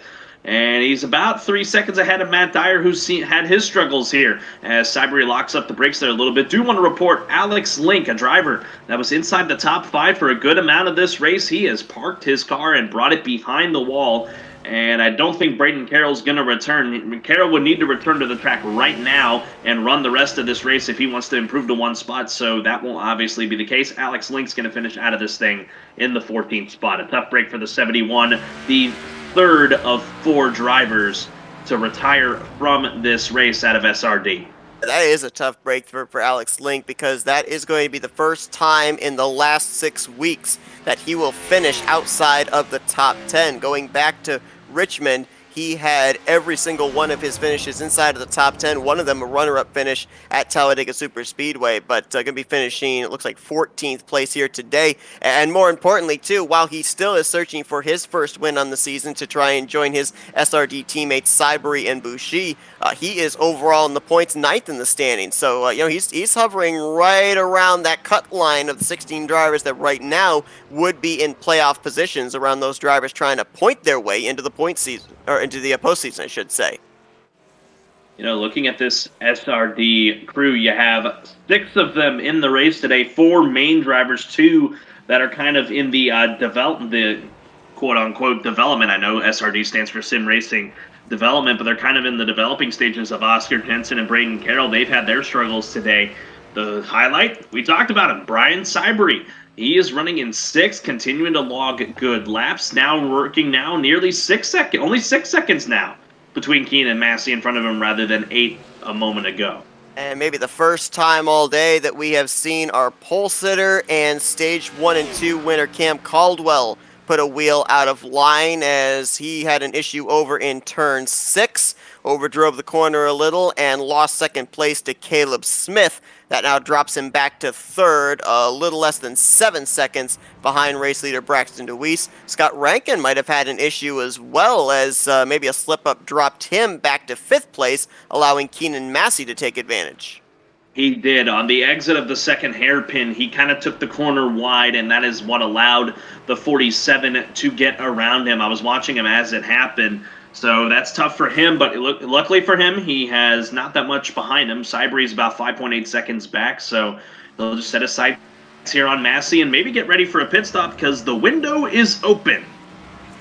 Now, it's kind of interesting because when you talked with Braxton during the caution period between the completion of Stage 2 and the start of Stage 3, you brought up the fact that his victories have taken place at Richmond and Dover. Those are 2 tracks where there are heavy braking zones. Now here today, this is a track with very little banking and very heavy braking zones, and into turn 1, over in turns 11 and 12, of course over as well in the final corner of turn 16. We're looking at Keenan Massey right now, having that great battle for 4th place with Scott Rankin. His win earlier on this season was at Martinsville, so I have to wonder, if success at short tracks, those heavy braking zone short tracks, if something about that can actually translate over to making you a good road course racer. No, it absolutely does, because with these braking zones that are very, there's not really braking zones at short track. The braking zones, the corners, kind of the same thing here, but they're tighter corners than you would see at a track like Bristol, Martinsville, and Dover. I know that sounds crazy, but this is the way this track is, Circuit of the Americas, and it really, like I said earlier, this track is going to set apart the contenders from the pretenders. And so far today, the contenders have been the guys that have been running up front all day long, and that is Braxton Dewees, Caleb Smith, who's right now in 2nd, and despite the troubles, Cam Caldwell as well. Saw there Matt Dyer, bad news for him, another spin. That time it looked like it was out of turn 1. Good news is, though, he had such a gap back to 8th place Mike Tellier, he still recovered and continued on, still in the 7th position where he was running at the time that his car stepped out on him. So no positions lost, but obviously some time on the track to 6th place Brian Sybery was lost with that little mishap. As looking at the gap right now, Braxton Dewees back to Caleb Smith, it has now grown to almost 5.5 seconds, and I was talking about the possibility of drivers trying to leapfrog Braxton Dewees in terms of strategy, come down, take advantage of maybe the 1 or 2 outlaps on the fresh rubber. I'm not necessarily certain that with having such a big gap right now, if even a strategy like that could aid the 25.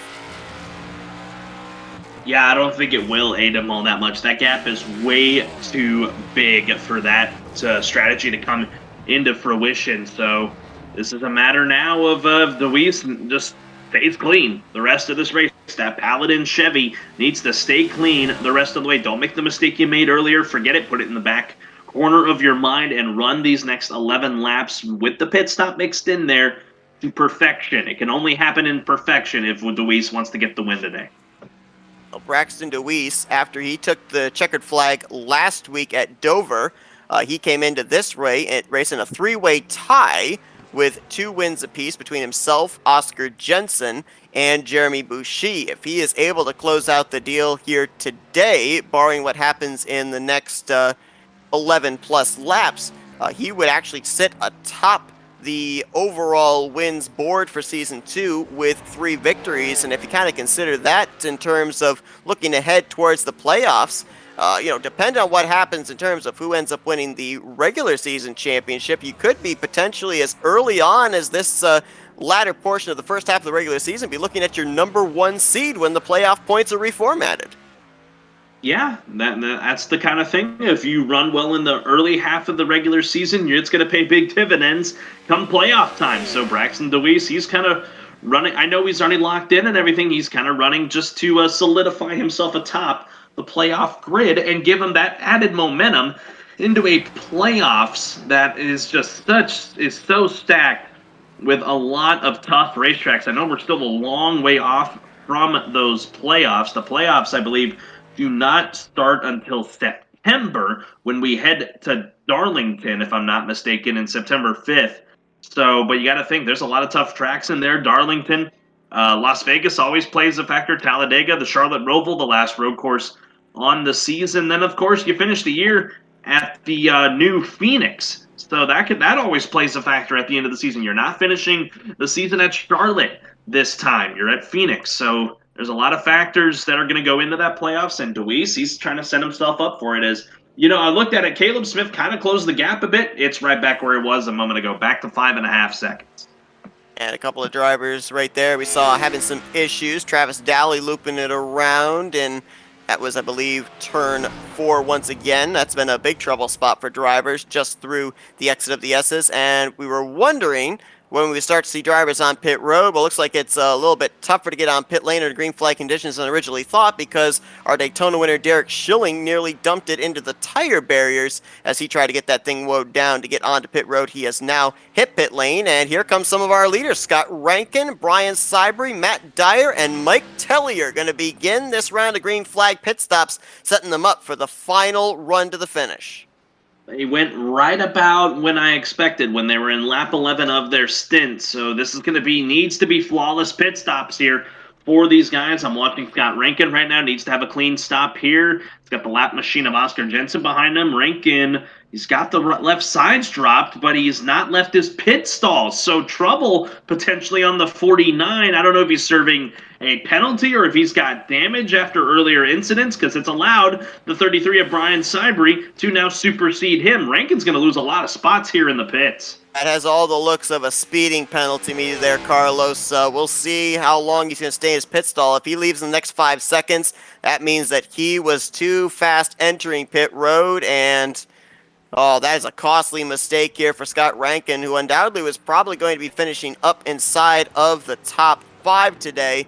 And he might be very lucky if he's able to get up there now. Yeah, he's leaving his pit stall now. I think he might have been pegged for speeding on pit road, maybe trying to get a little bit too much here on the final pit stop of the day. It harkens back to our point. Mistakes you cannot make in the latter half of this race. We saw Dewees kind of had a slip up. He recovered well. This is a kind of mistake that is very, very tough to recover from, because especially now is the fact that the 3 cars in front of you, they've already been down pit road outside of the 12 of Justin Belmonte. I mentioned the fact I thought I saw Matt Dyer come down pit road. He is actually yet to pit. Here comes your race leader, Braxton Dewees, down pit road. So he will be pitting coming to 10 laps to go. I believe his pit stall is past the start-finish line, so he will put the completion of lap 35 on the board and lap 36 on to the scoring pylon before he pulls into the attention of his crew.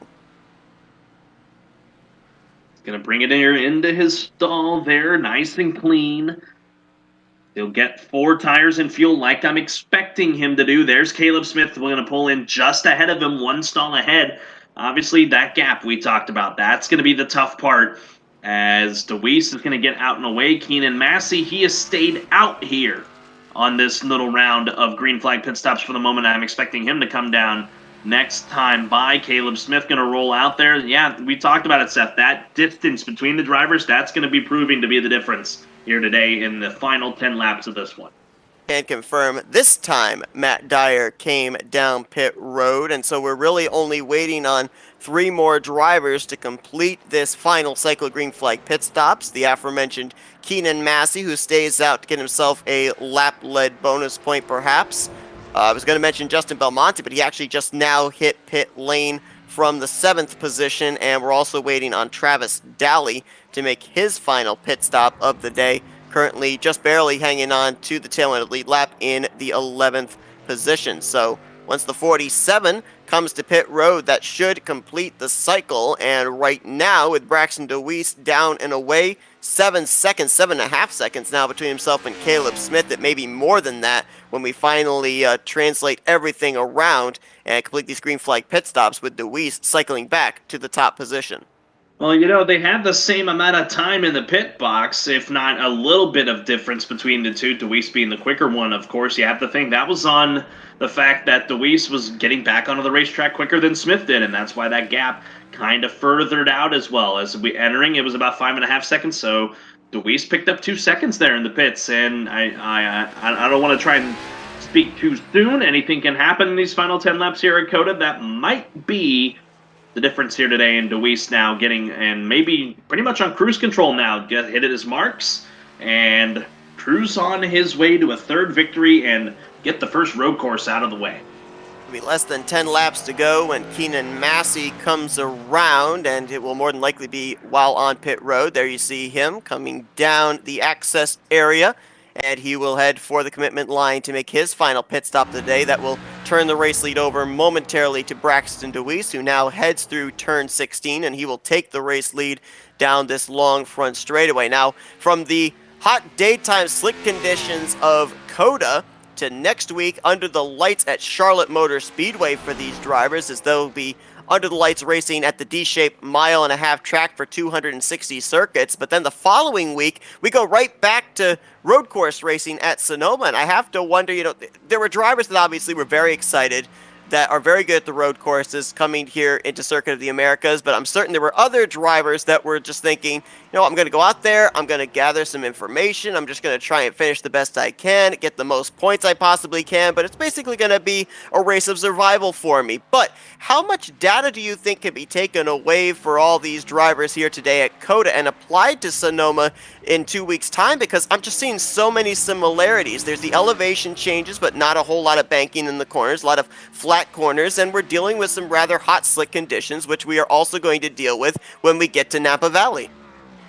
No, it's going to be pretty much a carbon copy. I said, I mentioned earlier that the city of Austin, kind of like the Las Vegas of Texas, besides the casinos, of course, but looking at, COTA, it's kind of the same thing as Sonoma. You make a good point. The elevation with not a lot of banking. The S's, that's the same kind of factor. The S's on Sonoma, they're towards the back end of the racetrack compared to COTA, where they're towards the front of the racetrack, and then you compare it to other tracks as well. So really, when you think about it, a lot of road courses, other than maybe Road America, because that's just a completely different animal, they're almost the same, but they have their differences, and that's what makes it beautiful. That's what makes road course racing beautiful. That's why you see drivers, like James Howard and Josh Coppernoll trying to get out there and maybe see what their road course racing can do for them. Same thing for Braxton Dewees. He's run well here at this track, so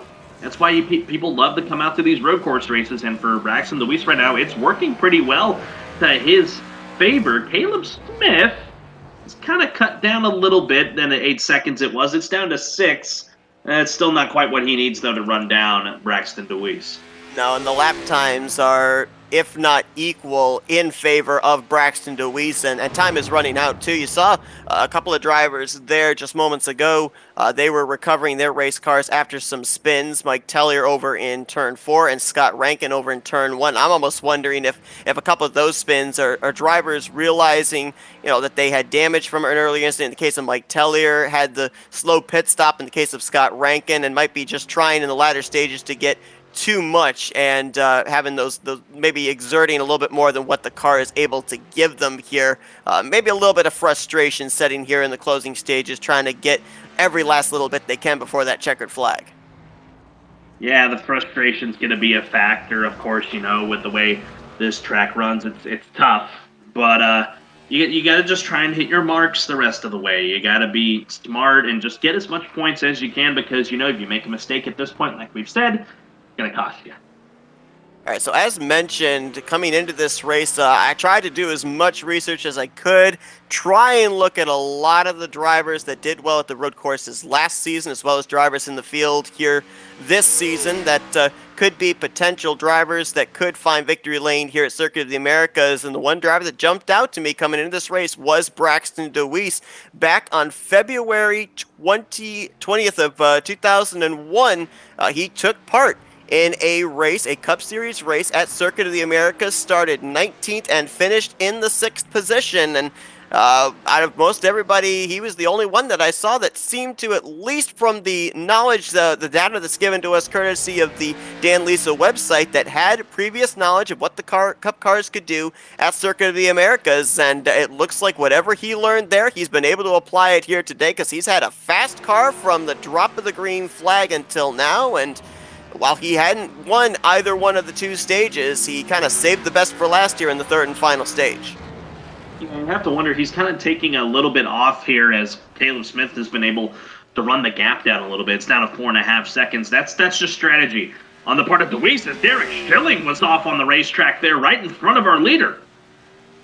And now has to wait for the oncoming traffic to get by. That's going to be Cam Caldwell in third, passing by. Now he's got about 12 seconds to get that thing turned around before Brian Cybery comes into the vicinity, and looks like he's not even going to get that thing turned back around. He's actually going to teleport it to pit road. So a tough break for our Daytona winner, and Derek Schilling, kind of a surprise winner at Daytona with the wreck on the last lap and then weaving his way through the field, James Boucher style. But so a tough break for him. He'll likely, if he doesn't return to the racetrack, he'll finish out in the 13th position. So not a terrible points day for the driver of the number 69 of Derek Schilling out of NSN. Might have been another slip up there for Scott Rankin. He fell back into the clutches of Dylan Stipe for 8th place. Now we start to see the 49 pulling away once again. Stipe's just had a very quiet day up inside of the top 10. Looks like he might fall into the category of drivers that just wanted to survive here today at Circuit of the Americas. And, that's the thing, too. I mean, if you're able to come into a race like this, a race of attrition where we've seen drivers make mistakes, a lot of them race-ending mistakes, and you can just go out there and log all the laps. In the case of some of these guys like Dylan Stipe, Justin Belmonte, who are just hanging on to top 10 positions, you're at least going to finish with more points than you would have if you didn't even start today's event. No, you make a good point. Stipe, this is kind of a survival race for him. He's more than likely, barring any commentator curse, he's going to finish out in the top 10. He's got a 6-second lead over Justin Belmonte, who is in the 10th spot right now. Travis Daly's about to fall a lap down to the race leader in Braxton Dewees. So this is a rather good run today for the driver of the 4 in Dylan Stipe. We talked about Scott Rankin had a chance to possibly have a top 5 car, but a mistake on pit road, that cost him. Check that. He does have a top 5 car. It just a mistake that he made is what cost him a shot inside the top 5. And, I want to give a call, too, to Mike Tellier. He's been half-wheeling, modifying, and all around this racetrack so far through this race, at least since the midway point of the race, and he is up in 6th right now, 15 seconds back of Keenan Massey.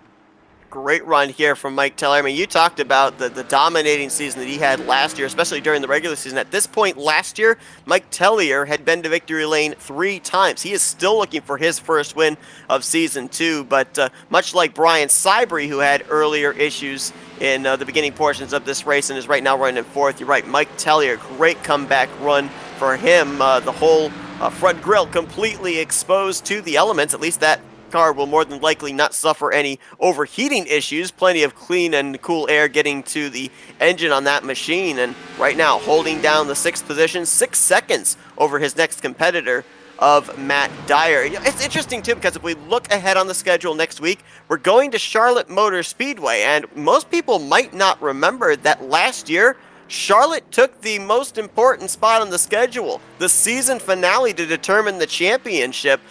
It's now been moved up on the schedule here, pretty much cutting the regular season in half. And so drivers that had a lot of pressure on them to try and win that championship or at least finish out season one on a high note, that pressure is gone. Now the pressure is on for drivers to finish out the first half of the season the best they can and start the second half of the season, the part of the season we kind of dubbed the chase towards the chase, heading towards the playoffs next week. Yeah, it's a very interesting track too, and a driver who I think is going to stand out over there, that's the driver of the Ford, Dylan Stipe. You know, one of those drivers that was involved in the championship Ford with the three luminary guys. Can't remember all of them off the top of my head, but Dylan Stipe, he was the kind of the X factor. He's going to be the X factor again there next week. He just needs to have a good qualifying run, and he's definitely going to be a contender to deal with the guys, the likes of Braxton Dewees, you know, drivers like Brian Cybery, and, you know, guys that are even out of the race right now. Jacob Grant, he's had a lot of good speed at the 1.5 miles. Jeremy Boucher, same thing. He's got a couple wins this year. You know, David Duran, he runs well there. So it's going to be a fun race next week down in Concord, North Carolina. It's going to be fun to watch, and I can't wait for it.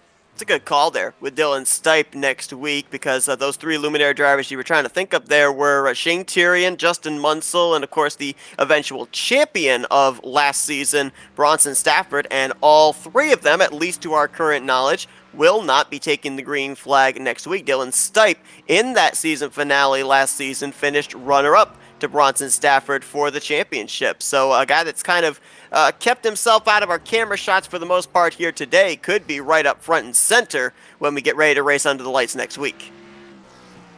Last time by, Braxton Dewees. Now this is shocking to see. Braxton Dewees just laid down his fastest lap of the race, a 2-minute 14-second .577. Caleb Smith, wow, that last time by, ran the same exact lap time. They are on the same, the exact same 2 minutes, 14 seconds, .577. They are right on the same lateral line when it comes to the speed for both of these guys. He wasn't in my shot there because of that little hill there on the backside of this racetrack, but I don't know if Dewees is backing off, but Smith has got the lead inside 4 seconds. It's really interesting, too, because it's 5 laps since these drivers were on pit road, and this kind of goes against most of the things that we know about road course racing. Usually the first, maybe second lap, those sticker tires are going to be slick, so you're waiting for a little bit of heat to build up, but usually it's around, the third or fourth lap that is the fastest lap for a driver on a run. Usually once you start to get to laps 5 or 6, that's when the fall-off starts to begin, but apparently not the case for the top 2. I think he had a little bit of a misstep there through the backside. Nope, my telemetry's just messing up on my side, and he's got that lead nearly now to a flat 3 seconds. Now, I've gotten a little too excited about this before, and I've seen it at past tracks. You know, we saw it, I believe, at Richmond, a driver that was starting to close in on Braxton Dewees, and it ended up not happening here. I'm waiting for it to happen at some point, but Caleb Smith, he's not going away. This time by, Braxton Dewees ran a 2-minute 15-second lap. This time by, Smith, 2-minute 13. That is a full second. Yeah, about a second, maybe a second and a tenth there between the two. And with 4 laps to go, there is enough time if he keeps up this pace that Caleb Smith could close in. But again, the one thing that we don't know is Braxton Dewees out there running that car at 100%, or is he conserving a little bit so that way when he sees that 25 close in to about a second off his back bumper, then he punches it and pulls away, hoping that Smith used up all of his stuff to reel him in. I'm willing to bet that Dewees is doing that strategy, kind of trying to make Smith use up his stuff to try and run down Braxton Dewees. So we'll just see if Dewees is doing that, because the gap is now inside 3 seconds. Keenan Massey kind of disappeared off of my little radar, if you will, for a moment. Brian Cybery, he's starting to close up here as a battle for 4th maybe brewing up momentarily. Yeah, that was a bit of a heart-stopping moment there, because Keenan Massey had actually passed Brian Cybery the last lap. I think Cybery might have had a little bit of a slip-up out of turn 5, which Massey took advantage of, and as you mentioned, Massey disappeared off our telemetry and disappeared off the track. Wasn't certain if he was going to reappear or not, but he did. And that gap now between those two in the battle for 4th place, a little more than 3 seconds. The closest battle right now on the track would be for 6th place. Mike Tellier holds the spot about 1.25 seconds over Matt Dyer. Now it's actually closed up even more as Tellier losing a little bit of power, and Dyer with a big run. I don't know if the 97 was down on power, if he messed up a corner there, but Matt Dyer certainly closed that gap up awfully quickly, and it was a no contest going through that corner. I don't think Tellier's quite out of power. He gave kind of a little bit of a love tap there on the exit of that hairpin there to Matt Dyer. I don't think this battle is all but done yet, and looking ahead of where they're at on the track, if Tellier takes the inside line, he's got a couple of corners that would favor him, not a couple that wouldn't. So we'll see if he's able to get back around the 8 here. He's going to have to deal with a right-hander here, so he's got to try and dive it inside. No, he goes outside, so we'll watch that battle a little bit more closely as we have got 3 laps to go, and Dewees has opened up the gap yet again on Smith. I think he was starting to feel the pressure, so he's just going to open it back up now.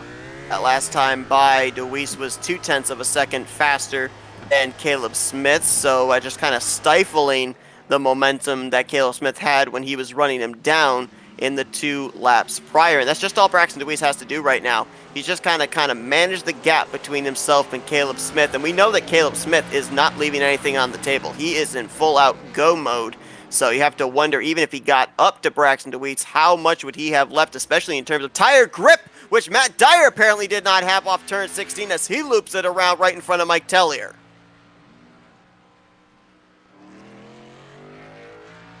Oh, man. And that'll drop Matt back to 7th place. Again, big gap, 30 seconds back to Scott Rankin, but that was another position, another point that he had just picked up with the pass of Mike Tellier, and he just gave it right back. Well, what's the word for it? That was kind of a lost cause there for Matt Dyer getting around Tellier. Well, the good thing for Dyer is he's got an 18-second lead over 8th place Scott Rankin. So Dyer's likely going to finish this race out in the 7th position, not out, but in the 7th position. So still a great run for him regardless, as, you know, I said Dewees was opening it up a little bit, though. Smith kind of closing it back in, but, you know, I'm starting to look at the way the times are going and with how many laps are left in this thing. This is all Braxton Dewees' race to lose at this rate. He just has to hit his marks, and he will be cruising to a 3rd win. What's got to be going through the mind here of Caleb Smith, because we're riding on board with him, and we can even see, riding on the hood of his 25, we can see the race leader, Braxton Dewees, up there, so we know that Caleb Smith is able to see him as well, coming around here off the final corner to see 2 laps to go. I mean, is there a sense of desperation? Is there a sense of disappointment? And how do you put that in the back of your mind here for these final 2 laps to make sure that you don't overshoot or make a mistake in these upcoming corners? We've seen it a lot today, as I think Derek Schilling is off in the grass again. Yeah, and it looks like this time he is really stuck as he's got it fired back up and he'll get it going. I wasn't sure who it was that he collided with. It looks like it was the 12 of Justin Belmonte that the 69 collided with. Some last bit of action happening here down the stretch of this one as we got 2 laps to the end of this one. And I think those are teammates there, the 12 and the 69. I think both of them get a lot of their equipment out of NSM. So that could have been some unofficial teammates, if you will, getting together for track position. Belmonte on the lead lap, last car on the lead lap in 10th. Derek Schilling now falling 2 laps down to the race leader, Braxton Dewees, who just went around him after that spin. Schilling right now, last car running in the 13th position. It's going to be less than 2 laps to go here for Braxton Dewees. And the thing of it is, too, you know, a lot of tracks we go to 2 laps to go. Well, that usually translates to, maybe anywhere from a minute to maybe a minute and a half. 16 corners here, a little less than 4 miles in length per lap for these drivers. So that's still 32 corners that Braxton Dewees has to maneuver his way around before he can pick up that checkered flag. Well, a little less than 32 with where he's at on the racetrack right now, but in a car in front of him that had a puff of tire smoke. Doesn't look like he's anywhere to be a factor. Caleb Smith, he's just trying to hang in there, log the laps he needs to. Dewees taking that corner a little bit higher that time through that one of those little tighter hairpin corners as the gap is inside 2 seconds, but Dewees, I think he's still in cruise control to try and secure win number 3. Oh, I'm not so certain. I saw something there when they were heading down towards the heavy braking zone of turn 12. The front end of Braxton Dewees' car kind of shattered from left to right. I don't know if that was wheel hop. I don't know if that was him having difficulty getting on the brakes, but it didn't look like something that should be happening to a race car, and that might actually be hurting him. I'm wondering if he's having some difficulty maybe turning the car through the center, and that gap you were talking about between himself and Caleb Smith, it has closed. I think that Caleb Smith, if he's able to hit his marks here on this final lap, and Braxton Dewees continues to have his struggle, yeah, this is going to be a battle for the win here, folks. Caleb Smith has a shot. He does. The gap is about a second and just over half here for Caleb Smith. Dewees wheel hopping it there, entering turn number 1, didn't hit the mark that he needed to. Oh, this is not the area you need to make mistakes at if you're Braxton Dewees. Here comes Caleb Smith. Folks, we've waited 44 laps and nearly 2 hours for it to come down to this. This is going to be interesting. The hot point of this is going to be when they come to that big hairpin on the exit of Sector 2. Braxton Dewees has 2 wins in the bank, including last week at Dover. Caleb Smith is looking for his first win of his Clutch Drop Cup Series career. So if it comes down to who wants it more, I think you'd have to look at the 25 of Caleb Smith. I think he's going to be willing to do whatever it takes to make sure that car goes to victory lane. Less than a second and a half now between the two here as they are halfway home on this final lap. Looking at Dewees, he drove that corner a lot better than I was expecting compared to how he entered turn number 1. He's got a couple more of those the rest of this way, and he can hang on for the victory here tonight. Heavy braking zone here for Dewees. Oh, Smith kind of got loose there, takes a higher, kind of a different apex into that corner. I don't know if it helped him at all as Dewees is still trying to hang on.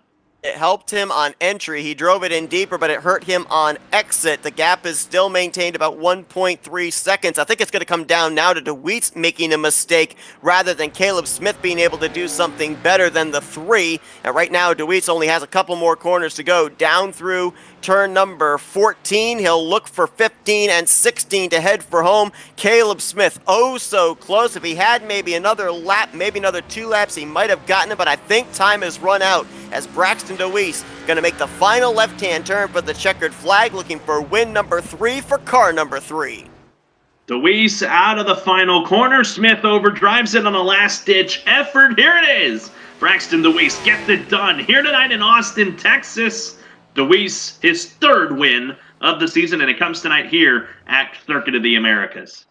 First driver this season to go back-to-back, and Braxton Dewees now stands alone as the only 3-time winner on the season, with previous wins at Richmond and Dover, and is the inaugural winner at COTA in the Clutch Drop Cup Series, as well as the first road course winner here in Season 2.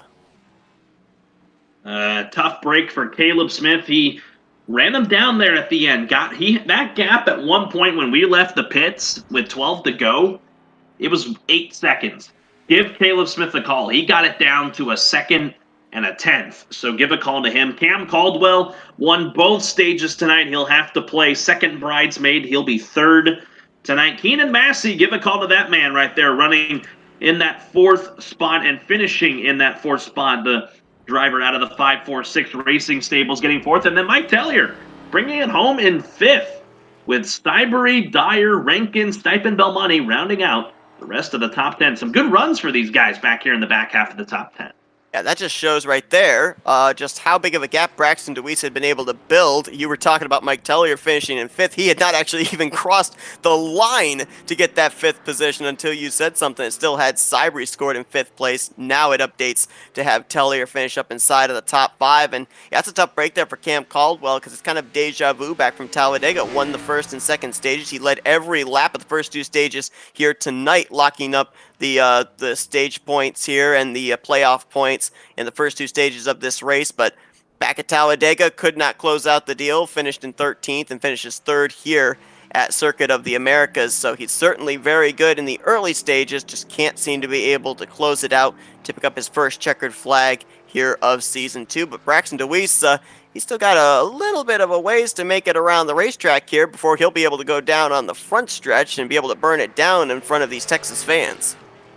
Yeah, Dylan Stipe just crossed the line there, and Oscar Jensen just plowed into him here at the exit of this race. I don't know if something happened between the two on the racetrack, or if they're just messing around. But Dylan Stipe had yet to have come across to finish his race, and he gets plowed into by Oscar Jensen. But anyway, regardless, talking about Braxton Dewees, yeah, wheeling his way through, trying to give these guys here in Austin a good show here tonight. He'll bring it down through this final hairpin, and he'll get ready to burn it down here Lone Star style here at Dakota. Braxton Dewees getting very familiar with doing some victory burnouts. His last couple have been at the short tracks, if you will, the under a mile in length Richmond and the mile racetrack of Dover. Now he will add a road course burnout to his repertoire here in Season 2 as he begins the celebration here at Circuit of the Americas. Let's take a look here at the finisher results. You ran us down pretty much through the entirety of the top 5 there, Carlos, and there's some drivers here that were up there inside the top 5 that had those miscues we were talking about that you could not have in the third and final stage. On the flip side, there were the drivers that had the issues in the first 2 stages that actually mounted a comeback in that final stage. Yeah, Keenan Massey, he hung in there pretty much all race long, and he's going to bring it home in 4th. Brian Sybry, you talked about him, Seth. A great run for him. He's going to finish out of this race in 6th place after early troubles, and then those guys that had trouble through the latter half of this race. Matt Dyer, he was up in the top 3 for a good portion of this race. He fell back. Scott Rankin, we thought he said he had a top 3 car. He was running up inside the top 5. He had a pit road miscue. That cost him a good finish. And then Justin Belmonte, first car 1 lap down, but rallies home to finish 10th. So some good runs for a lot of these guys that are hanging in there. Regardless of the mistakes they made, they got a great top 10 finish, and that's going to pay good dividends for them in the points. We saw Belmonte a couple of weeks ago at Talladega actually have his top 10 streak come to an end, but with a top 10 tonight, 11 top 10s in 12 starts here this season. 11 top 10 finishes in 13 starts for Belmonte so far this season. And more importantly, I'm just looking here in terms of, a big thing that we're going to be talking about down the home stretch of this regular season is that overall points lead, those extra bonus points when the playoff points are reformatted. With Belmonte finishing 10th, he was 27 points ahead of Brian Sybry, who finishes ahead of him 6th here tonight, and only 41 points ahead of Braxton Dewees, tonight's winners. So heading into Charlotte next week, the battle for the points lead could close up even more, and who knows, maybe after Charlotte, we could end up having a new points leader heading into our second road course stop of Sonoma. Take a look at the rest of the finisher results here, and a lot of drivers here tonight having difficulties at Circuit of the Americas as early as the first and second stages. A couple of your former winners down there with DNFs, including our Talladega winner Braden Carroll and 2-time winner Jeremy Boucher, who really never even got out of the S's before having an incident back on the first lap. Yeah, it's a tough break for him. We talked about it today. A lot of trouble for drivers out of the, let me see if I can pull it up here and make sure I don't mess up the SRD camp. Having trouble today, Brian Sybry, the highest finisher of those guys out of that camp. So we'll see if they can make corrections going into Charlotte, and especially when going into Sonoma in 2 weeks. And Josh Copper and all going to bring up the rear of the field there in 21st. He was another driver I do not believe that even was able to complete the first lap of this race, making his first start here this season in the Clutch Drop Cup Series. Well, these drivers have got to be exhausted, but hopefully they're not too exhausted to be able to talk with us here and give their thoughts on that final run to the checkered flag, that final 21-lap stint completely under the green flag. Let's talk with the driver that swept both of the stages here tonight and brings it home in the 3rd position, Cam Caldwell. Hey Cam, it's Carlos and Seth up here in the FRM booth again. You got us? Yep. Well, man, you had a solid outing here tonight. We talked with you winning the first and second stages. You bring it home in the 3rd position. We were kind of trying to pick the brain of Braxton Dewees of when he was going to make that pit stop between the start of stage 3 and the checkered flag, and he didn't really want to give us a whole lot of strategy. Were you able to maybe get a little bit of an idea of the drivers around you when they were going to come to pit road, or was it just you had your strategy and you were going to go with it regardless of what the others around you did? I felt like we were all just going to split it at half, and that's about what happened. I tried to pit a lap before because I spun it in the S's and I was losing too much time because I burned out my rears and my fronts, and it was just not going well the first run of the third stage. And of course, when I tried to pit lap early, I missed pit road, so I ended up pitting with them, and nothing happened for me. So yeah, I kind of knew that around when they were going to pit, so I was not surprised when they pit. You know, Cam, looking ahead now, you get a good run here tonight at third. I would say that's a pretty good run here at a track that's so similar to a track we're going to be at Sonoma in 2 weeks. What did you learn out of this track? And because we talked about how these tracks are so similar in terms of elevation and the way it's just so hot in Texas and California, what are you going to apply that you learned at this race in going to Sonoma in 2 weeks? Or are you just looking to look forward to Charlotte next week? Well, I'm going to be on vacation in 2 weeks, so unfortunately I won't be here for Sonoma. So I'm looking forward to Charlotte, but I do enjoy Sonoma. I'm wishing that I would be able to race, but unfortunately I won't be able to. But yeah, I do agree. It's pretty similar, other than the long straightaways at Coda. The tracks are pretty similar with the elevation, like you said. So I think a similar type of setup would probably work pretty well at Sonoma, but it's really hard to say. I think it all depends on the conditions and if it's really hot or a little cool off.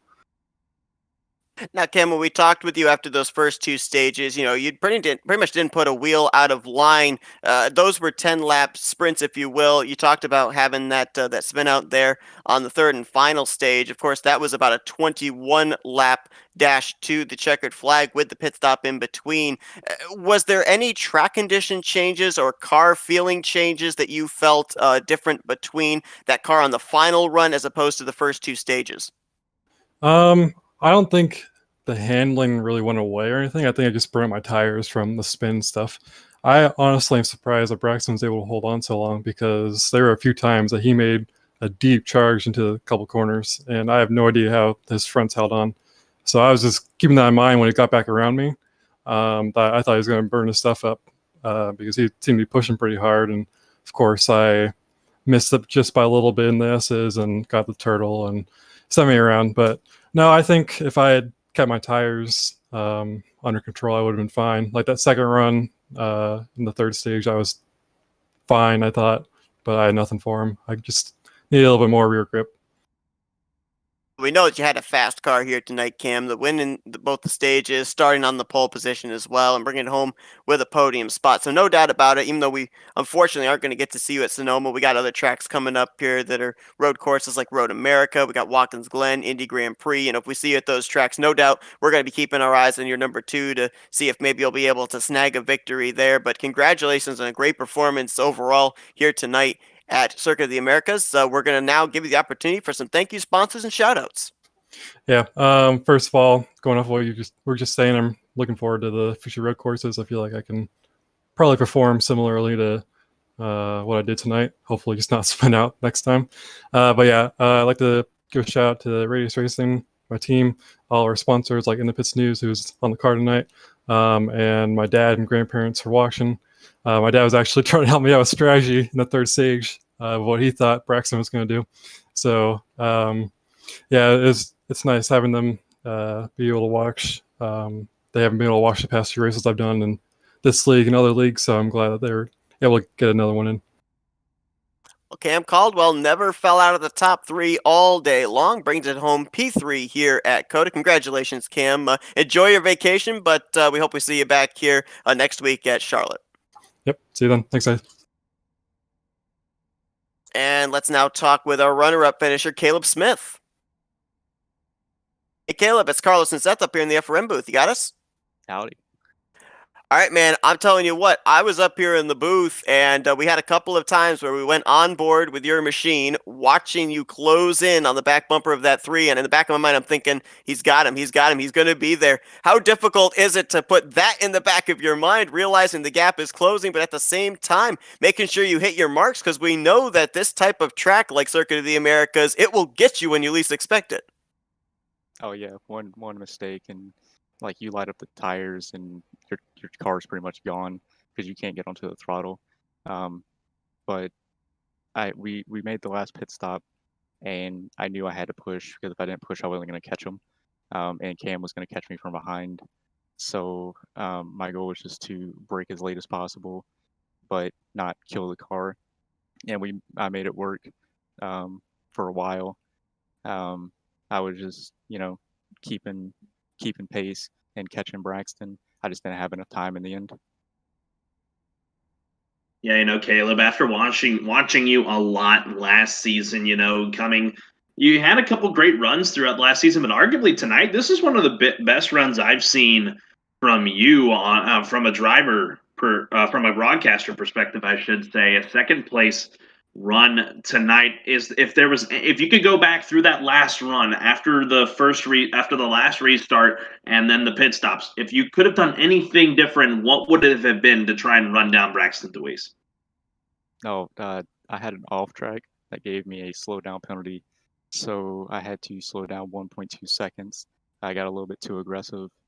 Oh man, I think in turn 8, 9, and it just gave me a slowdown, so I had to slow down, and that's where really I lost all my time, and I just didn't have enough time to catch him. So, Caleb, we didn't have a whole lot of data to be able to go off of from last season to this season, especially in terms of race winners at road courses, because the two previous road course winners from season one weren't in the field here tonight. Obviously, now with the data we've got here, we'll be able to apply that when we get to tracks like Sonoma, Road America that are coming up within the next 5 weeks. Sonoma coming up in 2 weeks' time. Obviously, we're going to be looking in your direction as a driver that very well could be able to be a contender for the win in those two tracks. At a track like Circuit of the Americas, where more than likely everybody coming into this race doesn't have nearly as much experience as some of the upcoming road courses, what kind of confidence does that give you heading into Sonoma in 2 weeks' time? Well, it gives me a lot of confidence. I would say I'm a road course ringer in a way. I'm not very good at ovals. And I love Coda. I also love Sonoma and what Road America you said. But I just anytime there's a road course, I have to perform because if not, it's a waste. So Making my homework easy. I was looking for the road course ringers. Now we got one of them that I'll be able to kind of talk about when we get to Sonoma. Caleb, congratulations on a great run here tonight. Kept that car in the top 5 all night long. Had a shot there at the win, but a solid run of second place. We're now going to give you the opportunity for some thank you sponsors and shout outs. yeah, so start off, I got to thank CEM Motorsports, Matt Dyer, Spencer Hardison, Evan Colvin. Without those guys, the team wouldn't be a team. Shout out to High Five Racing, which Jacob T. Grant and Braxton Dewees race for. They provided the setup this week, which allowed me to get second. So, without them, I wouldn't have had the car to get second. Also, I have to give a shout out to my mother because I've already done this once tonight, but she wants a shout out. So, hello, Mom. So. That's Caleb Smith, runner-up here tonight at Circuit of the Americas. Congratulations on a great run, Caleb. Best of luck next week at Charlotte Motor Speedway, and then going right back to it with road course racing at Sonoma. So looking forward to that in 2 weeks' time. Thank you. All right, down to victory lane we go. Second time in 2 weeks and third time this season. Braxton Dewees takes the first road course checkered flag of the season. Hey, Braxton, it's Carlos and Seth up here in the FRM booth. You got us? All right, man. We talked to you back during the end of stage 2. You didn't want to give us a whole lot of your strategy then, which I respect, but spill the beans now because I have to know, were you struggling with that car at the end or were you playing possum? Because we saw nearly a 5-second gap get whittled down to less than a second and a half coming to that checkered flag. I was just trying to make sure I wasn't doing anything dumb, and I was just making sure I was trying to make sure I won the race. I didn't want to was push it the whole time knowing I had that gap and do something dumb. So I really just wanted to. I felt like I could have went faster. I could have probably saved a little bit better at the beginning. I don't know. I felt a tad off that last run. I'm not too sure why, but other than that, yeah, I'm glad we came with the win, 2 in a row. Almost could have been 6 in a row if I would have won my last league race that I just ran. I came second by 100th of a second, almost won that one. So that would have been 5, and then this would have been 6. But still glad with all the finishes. I've been doing really good lately. I hope to keep it up and see what it can take me to.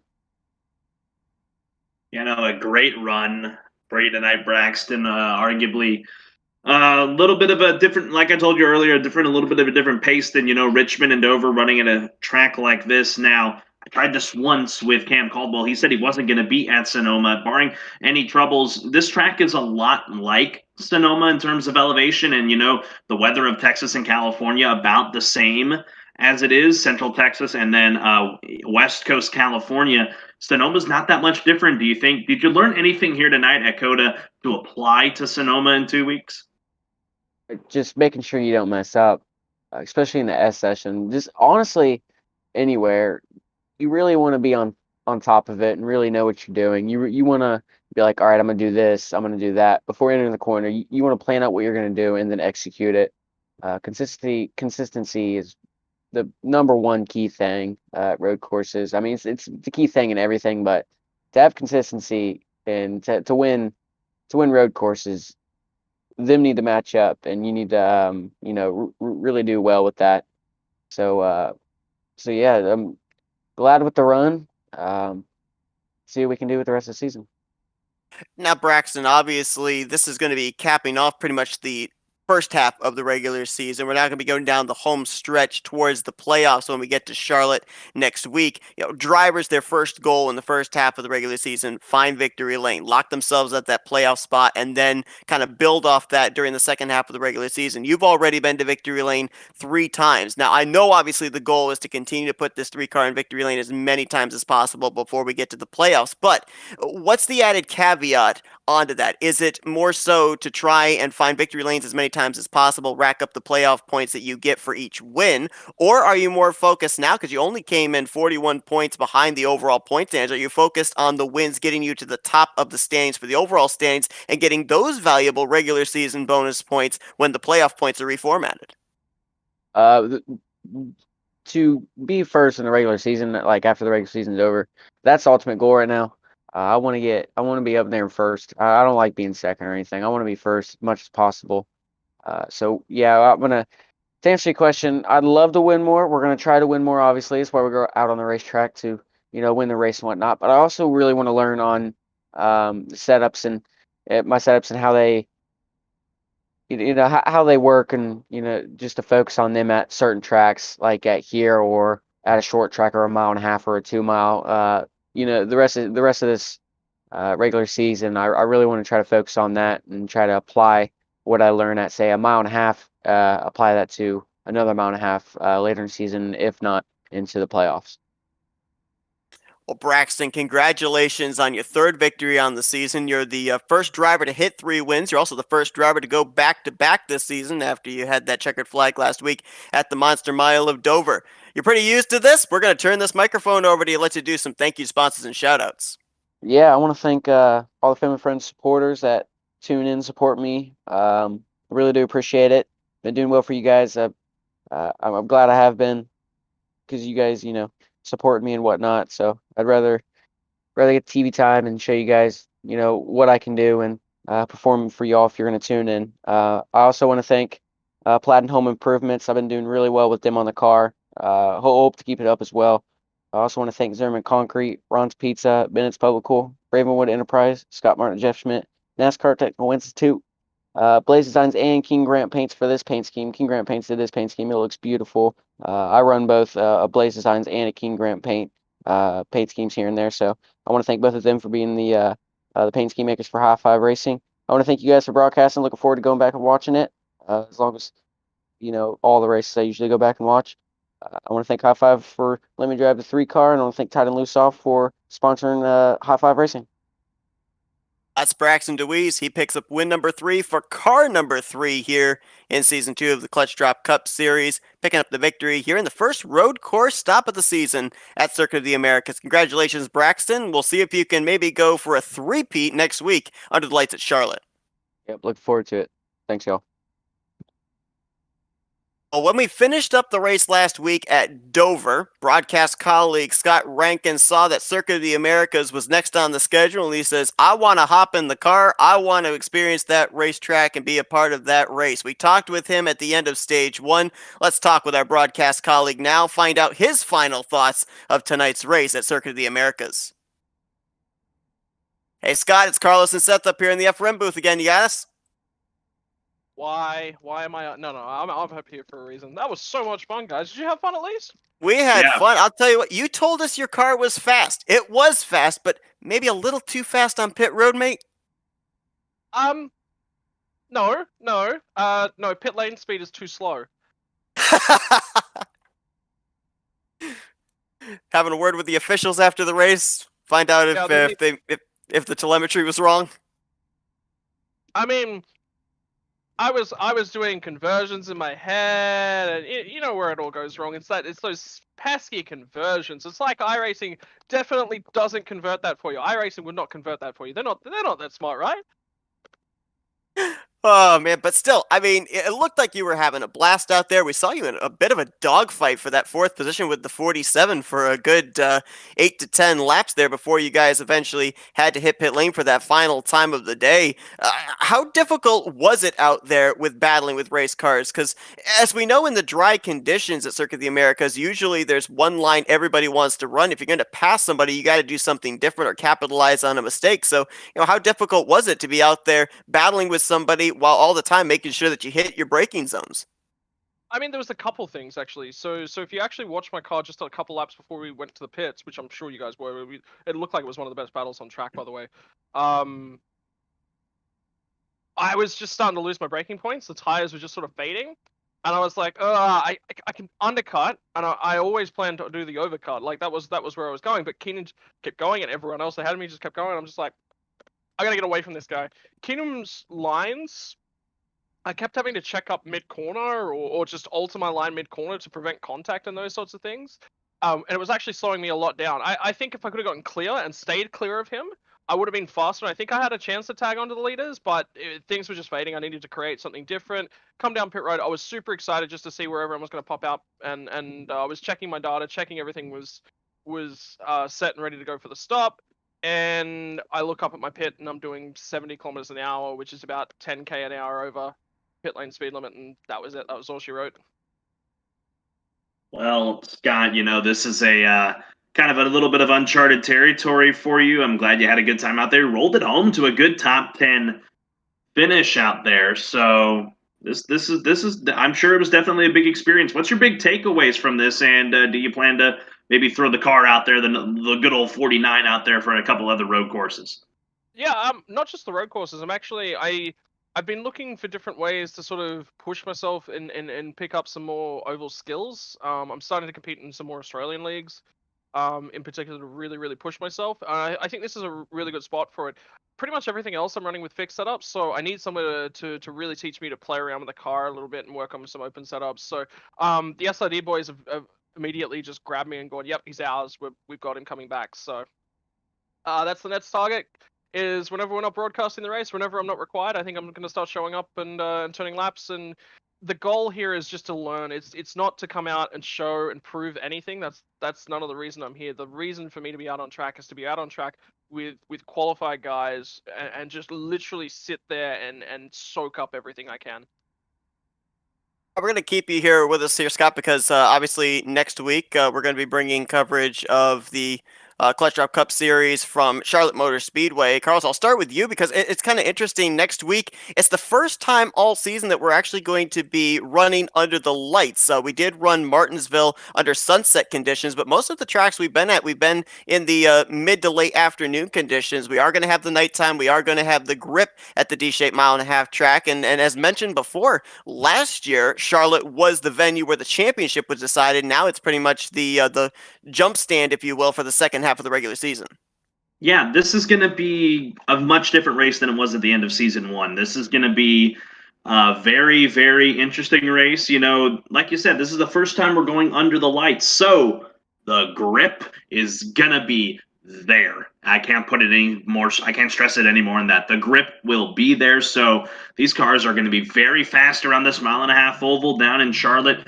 This is going to be, oh man, this is going to be a lot of fun to watch. And, like we said, the points are going to be a big factor. A lot of drivers are going to be pushing hard to get their first win of the season. Like Caleb Smith, we talked to him, finishing second tonight, so close to his first win. He's definitely going to be a factor. Like I said, Dylan Stipe, one of the championship contenders last year, he's going to be a big factor as well. It's going to be a lot of fun to watch down in North Carolina. Scott, the last time that we were at a D-shaped 1.5-mile track, it was at Atlanta Motor Speedway. We didn't see a whole lot of cautions take place in that race, only 5 in total. It was 215 laps there, add 40 laps on to the Charlotte race next week. So are we looking at a similar race with little cautions and maybe a strategy race? 100%. I mean, again, you have a look at the drivers, you have a look at the number of cautions that we've had in this season, you have a look at the number of expected cautions that we were, planning on having, and with the exception of Martinsville, which is obviously a massive outlier, they've been well under average cautions, I think. So the quality of the driving and the quality of the green flag runs, because you got to remember, a caution-filled race drives completely and utterly different compared to a green flag run. So you've got to look after the tires in a different way. The car feels different over those longer runs. You got to manage everything. So yeah, I'm expecting a green flag run. I'm expecting the cars to be fast, like Carlos says, and I'm expecting it to be a great race. Well, Scott, I mean, thank you, obviously, for giving us the insight here of COTA from the driver's perspective. Congrats on your 8th place run, and looking forward to having you back up here in the booth next week for Charlotte. Oh, it's a pleasure, guys, and it's a really good opportunity for me to just get out of the booth and do something fun as well, so thank you kindly. Carlos, been a good one here tonight at Circuit of the Americas. We expected some good road course racing. We certainly got that, and we end up seeing pretty much the drivers that could keep it on the track be the ones that were able to capitalize with good finishes, and Braxton Dewees obviously was the dominant car of the night, brings it home with that victory. Appreciate you joining me up in the booth. Yeah, absolutely. A lot of fun getting to call a race that's right in my backyard, about 2 hours away from where I'm at here.